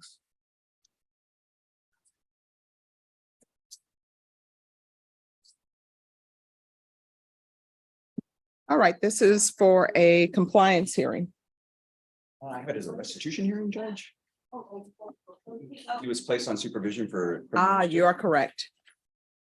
All right, State, are you ready on the restitution hearing? Judge, we are not ready. I have our victim advocate judge, Okay. I'm sorry, we have our victim advocate Rose in the hall trying to reach out to the victim in this case. All right, so according to this, they're saying that the amount owed is $3,895.90. Defense, are you objecting to that amount? We are, Your Honor. All right, so what we'll do is we'll reset it so that the state can have their witnesses or whatever receipts they need. My understanding is the receipts they're going to present are insurance forms to show that something wasn't paid by insurance and the medical receipts. So And certainly, I'm sure the state is prepared to authenticate whatever it is, whether it's an estimate of repair. Yes. And, the rules. oh, I know, they will be ready. Okay. All right, Ms. Ferguson. Can you reset this in August, please? And it's for a restitution hearing.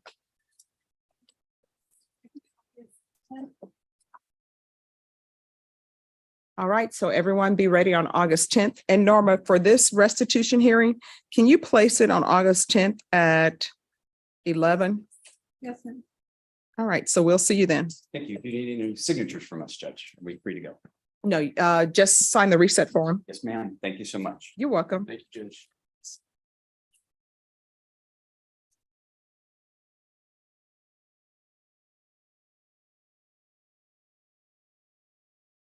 All right, who is here on David Duenas?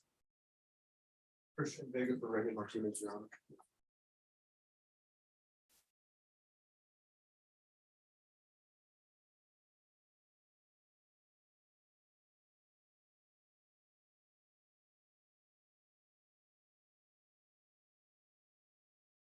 All right, where are we on this case?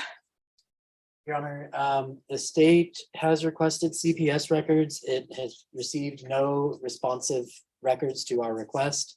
With regard to. So are you saying there is no CPS records? As I'm saying, we did not receive any in response to our request, and so to the extent that that means that there are none, I would say that there are none. And to the extent that the state were to try to use them in trial, I don't think we would be able to, since we have not provided them to. Well, the other issue may be if there is any type of grading material in the CPS records, if they exist. Right. So this is just a suggestion from the court. If the CPS records are not in existence, there should be a notation that is usually sent saying there are no CPS records on this individual that you requested. It's Right. probably best to have that documentation. And the state can say that we have not received such documentation from CPS at this point. And with regard to the communications Mhm. that were also discussed at the last setting, the state has obtained the communications relating to the VPO case, and we went ahead and uploaded them to the discovery for this case, so that defense does have those should they need them for this case. All right, so communications are taken care of, CPS records.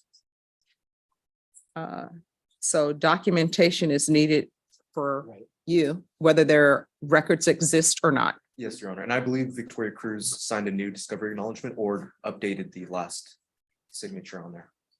All right, so Ms. Ferguson, on this case, set this for 30 days. This is going to be the last date for discovery. And state on this day, you need to be prepared to make an offer. We can do August 15th. All right, August 15th. Thank you, Your Honor. You're welcome.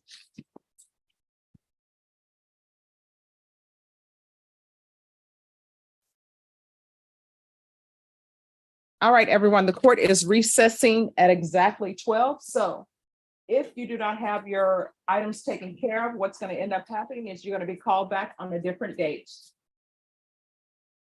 So the cases that are remaining,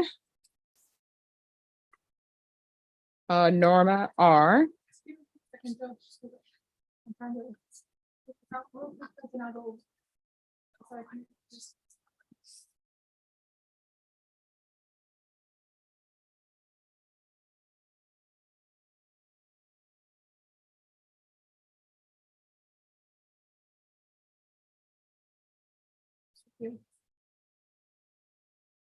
Sorry, go right ahead. all right. Cody Mayfield, I know that's a fugitive. Martha Garcia, and that's supposed to be with the public defender. Arturo Contreras Santos.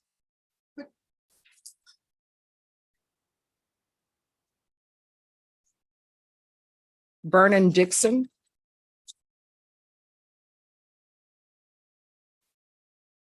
Noah Moran with Acevedo. We have a plea deadline, Your Honor. You need to have them pull your file. Roberto Gonzalez with Echo. Charles Harris with Davidson. All right, could I see all of the outstanding files, please? Yeah, Yes. my client, he wants to take the plea, but we're out of time today. Can we call it tomorrow? No, do the plea paperwork and we'll take care of it. Okay.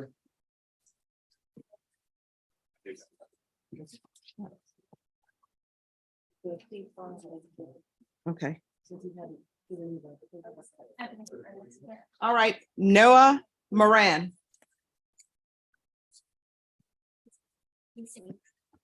Okay. I just know that her grandmother had a lunch frame. Okay. So is that Tamia? We're gonna take her next. All right, Noah Moran, where are you?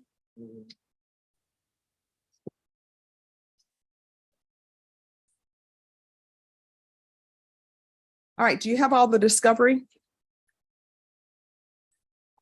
I've been provided discovery. I don't know if it's all of it, but State, have you tendered an offer in this case or no?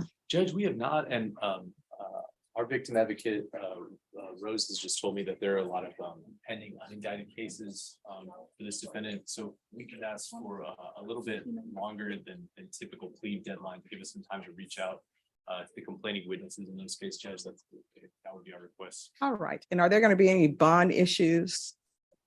Are these cases alleged to have committed after these indicted cases? So is anybody going to look into that? Because I don't take any of this as true, Mr. Moran, but it appears that. I'm sorry, Judge, I didn't mean to. No. We had a miscommunication. His co-defendant has several unindicted cases, Judge, Not him. Not this defendant. Okay. Sorry, Judge. Sorry. All right, Ms. Ferguson, Yes, ma'am. on this case, give me a 30-day reset for discovery. Well, no, make that 45 days and state you need to be prepared to tender an offer on this date as well. Yes, ma'am.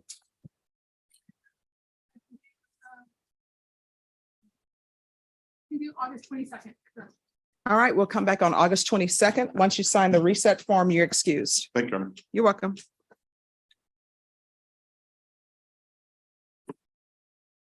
Thank you, Judge. You're welcome. Discovery and the state needs to be prepared to make an offer.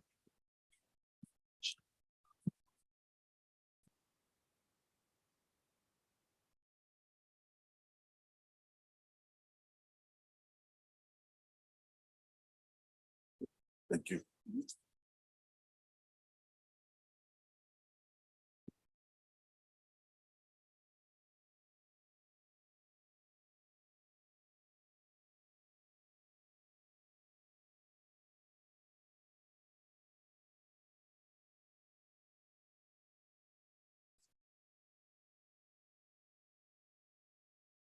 Vernon Dixon. Who is your attorney? All right, Ms. Ferguson, if you call Mr. LaHood. He came in several times looking for Jason. Roberto Gonzalez. Who's your attorney? All right, that's Joanne Eckel. Charles Harris. Who's your attorney? Oh, that's Bill Davidson. You're all working on a plea? Tamia Magallanes Beasley. I'm right here, Your Honor. All right, and where is grandmother? She starts her lunch in 10 minutes. She only has lunch from 12 to 1. All right, so what we can do, probation, if you want to, we can recall it for tomorrow. Or She has work tomorrow as well. when is she off? She's not off during the week at all. All right, so what is her lunch break tomorrow?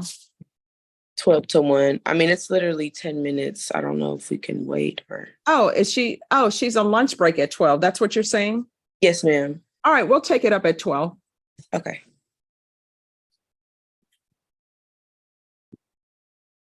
Umberto, I can't have you driving it on Zoom. That's an accident waiting to happen, and your mother would never forgive me. Judge, I'll pull over right now. I'm just. All right, getting thank out of you. Guadalupe County, I'm sorry. All right, Katrina Mendoza. Todd McCray never came in and she's still downstairs. I'm sorry, who is this? Todd McCray? All right, so, Coming right over the. well, that window has closed. I'm just like. Recall that for Monday, Ms. Ferguson.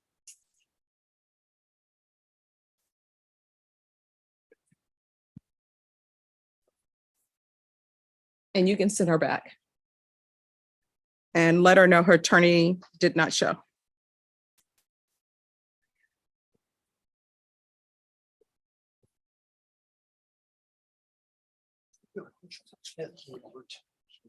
Six nine six five six zero.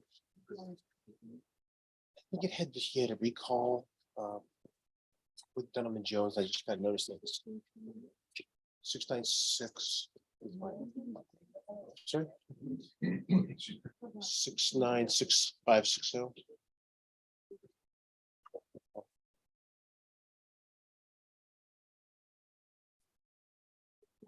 Six nine six five six zero. Melvin Owens. Norma, that was reset for mental health evaluation. Is that correct?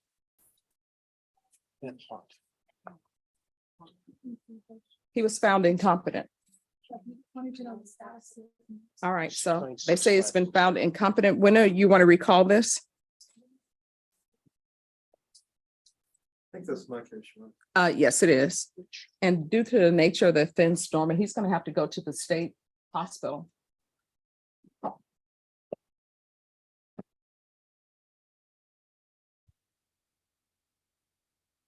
Yes, ma'am.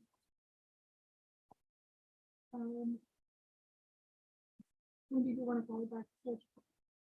Set it in 60 days and we'll see. And just do a phantom setting. We'll see if he's been transferred. Okay.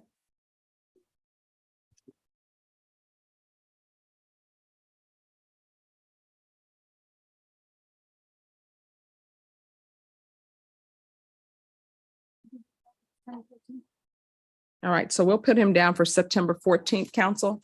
If he is back sooner than that, just let us know. You'll probably know before we do. Thank you.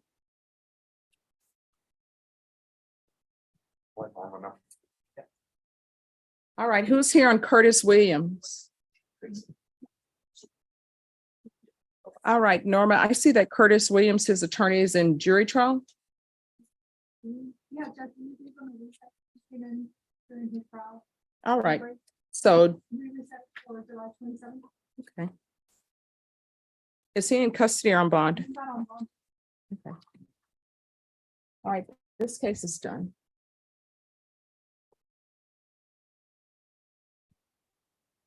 Who's here on Aron Bawani? Umberto? Yeah. You're muted.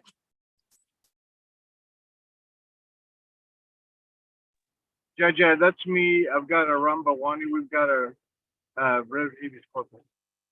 I'm sorry, what? I have a writ of habeas corpus for a Rambawani, a bond reduction. And where's your client? He's in custody, he's downstairs. All right. Yes. So what we're gonna do with Iran Barani is we're gonna set that and we're gonna send that to Judge Nahara. Because your Okay. client is downstairs. Okay, So Norma, send this to Judge Nahara for a bond reduction.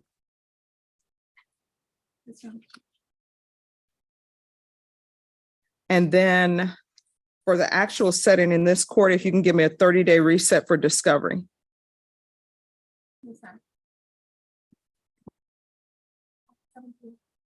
All right, so we'll have court in here on August 17th, and that bond, they'll probably be able to do that in Judge Nahara's court.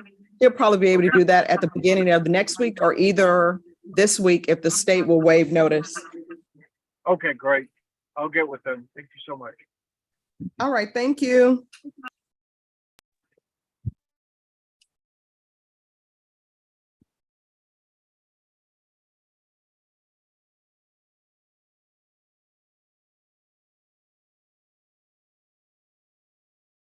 All right, so do we only have the, yes, Adam, your case? Yes. What is happening with this case? Today is the plea deadline date. Yeah, I anticipate we're gonna be going to trial. All right, how long do you all expect this trial to last? Week. I say case chief at least 3 days, Your Honor, at least. All right, if you all would confer with Ms. Ferguson on a jury trial date. Okay. Yes, All sir. right, and Ms. Ferguson, once they've conferred on a date, if you'll give the court that date and they'll give you a reset form. And Your Honor, there was one more matter, talk to the state. We got his bond lowered on a writ a while back. He's on bond. However, they are having trouble paying for GPS fees. Would the court be opposed to waiving GPS fees? No, Thank you, Your Honor. Do you want me to submit a formal order or how would you like me to approach on that? if you can just give me have them print out a B page in the back and I'll write on their waive fees. I appreciate it, Judge. You're welcome. For purposes, the state's opposed to that. Oh, you're opposed to the waiver of the fees? Paid bond. Okay, After it was lowered though, pursuant to, we had a writ hearing on it. It's just, he made the bond, but they're struggling. all right, well, I will tell you this, I will waive the fees or either ask that the fees be deferred. Mhm. But it is a third-party contract. And honestly, they're not going to let me waive fees. That's why I always put in there defer fees. So maybe they'll set you up on a payment plan or defer when the fee is due. Excellent, Judge. Thank you. Thank you. Okay, all right, if you'll confer with her and if you'll make sure that B page is printed. Yes, Your Honor.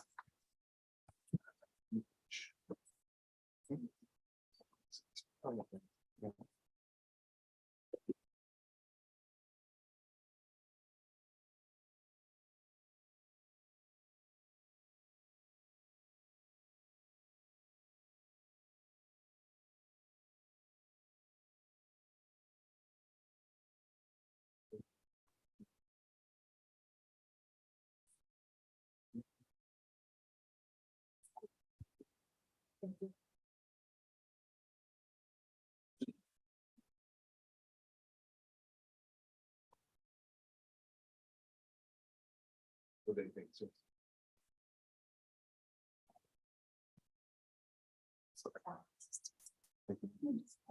Your Honor, may I approach? Yes, This is a B page for which.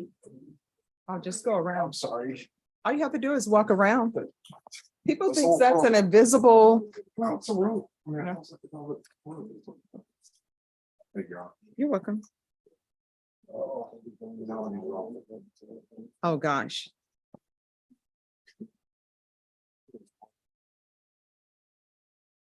Judge. You're welcome.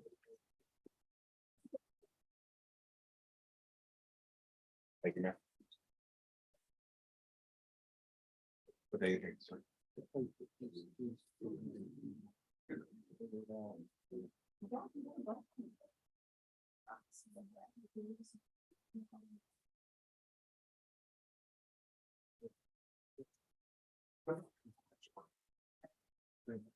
Stop that bill. It's all right, right?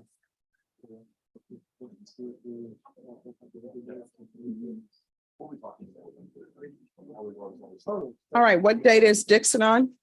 December 5th. All right. So your jury trial will be December 5th. Thank you, Your Honor. This my point. Yes. Good deal.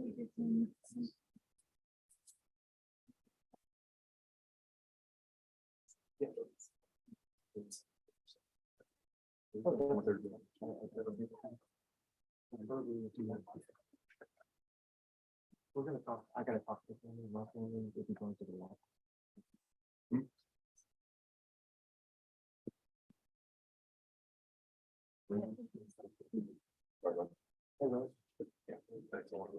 All right, excuse me, where's the file on Martha Garcia?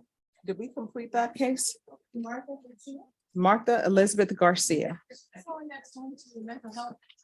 Judge, Oh, the mental health court? The 379 has that file.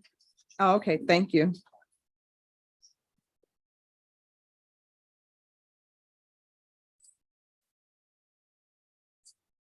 Roberto Gonzalez, if you'll come forward, please.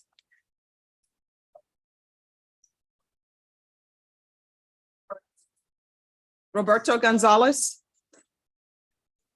Is he on bond? Yes, he's coming, Your Honor. Okay.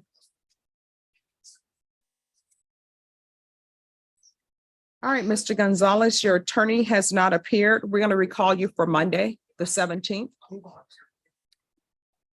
Okay. Are you employed? Yes, ma'am. What are your hours? I don't have set hours, ma'am. I deliver furniture Monday through Sunday. All right, so I'm saying the 17th, but your attorney is the person who was not present, not you. Is there a good date to recall you? Doing kind of court file. In and out of court, so it's just doing a plea in kind of court file right So this is district court. Is that county court 5 case related to this? now. That's the judge. All right, so what's a good date for you to return? Let's see. Any day I would have to come and I just have to come and just. No, give me a date. What is best for you? And it doesn't have to be next week. It can be the following week. Do you need to look at your phone and look at your calendar? I mean, any day, ma'am. This is my client. Yeah, I know. So what date can you come back? You can look at your phone and let me know what date is good for you. I just, any day, maybe next week, I try to take, if I can, maybe one day a week off, just so it doesn't affect my. No. Here's the thing. Don't be nervous. Pull out your phone, look at your calendar and tell me what date is good for you. And I'll let you know if that's something the court is willing to do, okay? What are we doing, Judge? Just for my edification? He's getting a reset. Oh, we have discovery issues also, Judge. Anytime next week, ma'am, anytime next week, just as long as it's not this week, because 2 days out of the week would really affect my pay. Okay, no. What we're gonna do is I'm gonna put you on July the 27th, okay? Okay. All right, Ms. Ferguson, give them a reset form for July 27th. And Diana. Thank you for your patience. We just have his plea and then we'll go from there. And actually, I may go ahead and let us take our break. Mr. Davidson. Yes, sir. We're going to take our break, but you get your plea paperwork together and we'll do it at 1 because the court reporter needs a break for her lunch. Yes, sir. Thank you. All right. Deputy Laura, can you hold on to Mr. Davidson's client and we'll just do his plea at 1? Can we keep until we finish? Yes. Hello.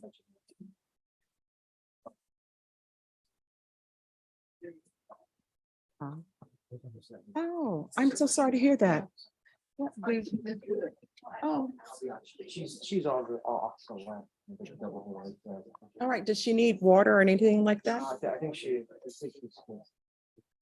always been a little bit, taking it hard, so she's gonna be, we're calling the ambulance and all that.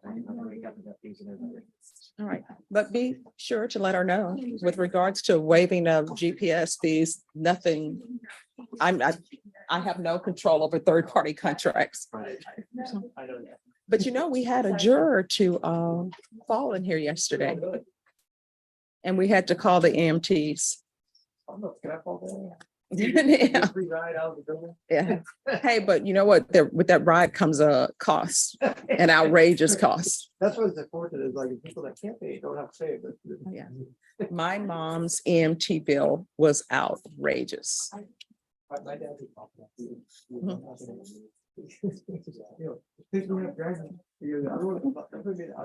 And actually, I think they get you there slower. Yeah. So. Anyway, thank you, Judge. All right, thank you. All right, Tamia. Is your mom on yet? My grandmother, yes, she should be. She said she was on hold as well. All right.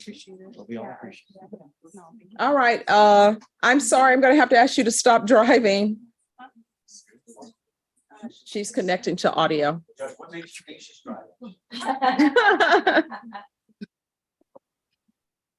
You know, when we first started Zoom, somebody was smoking in their vehicle. Oh my And gosh. I was like, there's to be no smoking in vehicles. And you know what his attorney said?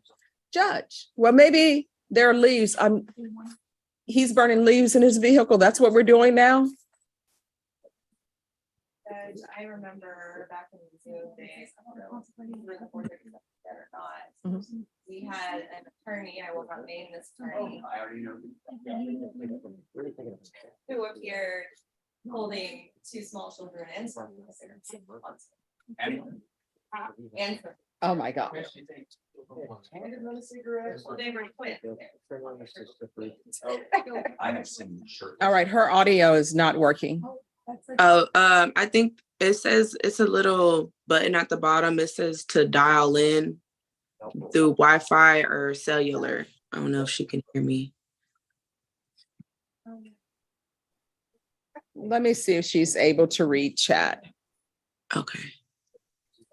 Let me send her a message.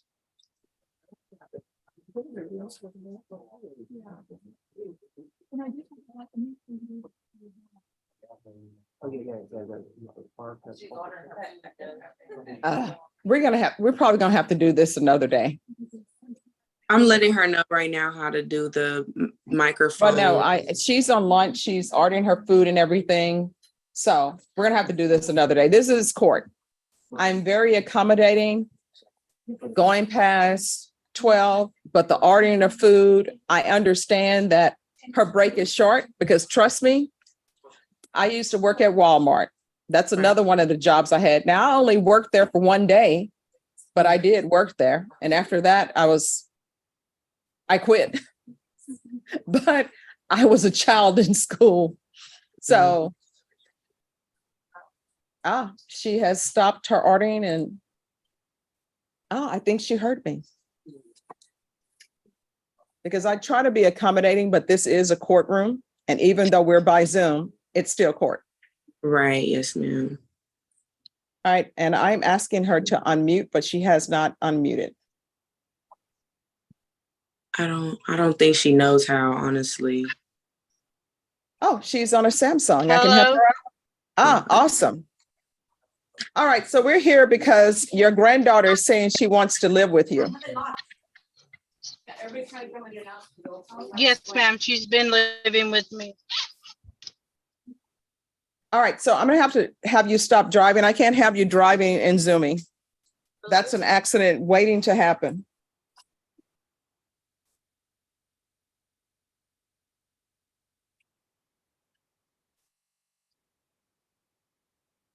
All right, so this is what we're gonna do on this.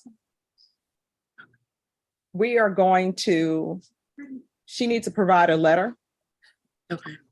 Saying that her granddaughter can live with her. And if I allow you to live with her, you are not to leave that residence without prior approval. If you leave that residence without prior approval, a motion to revoke is going to be filed. The next time I'm going to see you, you're either going to have maid bond or you're going to be dressed in blue, which signifies that you're a female. And if you're pregnant, you'll be dressed in yellow or either yellow with the white stripes, because that signifies that you're pregnant. Do you understand? Yes, ma'am, I do. So that is where you are going to be residing. Yes, ma'am, I am. Me and my daughter. So did receive an email from the grandmother indicating that that Miss Beasley and her daughter were living with her. Okay. Is that acceptable? Yes, that's acceptable. So I'm gonna want field visits. Is her grandmother in Bear County? No, she's in San Marcos. All right. So that we wouldn't be able to conduct the field visits. If you leave that residence and move somewhere else, I'm eventually gonna find out about it and a motion to revoke is gonna be filed. And let Yes, me explain to you what happens when motions to revokes are filed. You'll be taken into custody wherever you may be. If you are with your child, maybe a police officer will be kind to you and allow you to call someone to pick up your child. Hopefully, the person you call will be your grandmother, and then you will be taken into custody. If there is no one to pick up your child, then Child Protective Services will be called, and your child may be placed in Bear County or somewhere else because there's limited places for children. Some children now who are taken into CPS care, they are actually putting them up in hotels or their caseworkers' offices because there is no placement for them. So, one, you will not be allowed to move any more. Do you understand? Yes, ma'am. And for your sake, do not get involved in any relationships right now until you get your life together. Because when you get involved in relationships because you have a child, guess what? You're bringing your child along for that ride. Your child cannot say, I don't think this person is a good person. I don't think we should be with them. They just go along wherever you're taking them. And that means they do not have any stability. Do you understand? Yes, ma'am, I do. All right. Is there anything else? No, Your Honor. All right. Can they zoom out? Yes, Your Honor, I don't need her for anything. All right. We will see how this goes. I'm going to want to report in 3 weeks on how she's doing. All right. Thank you. Thank you. And we're going to go on our break.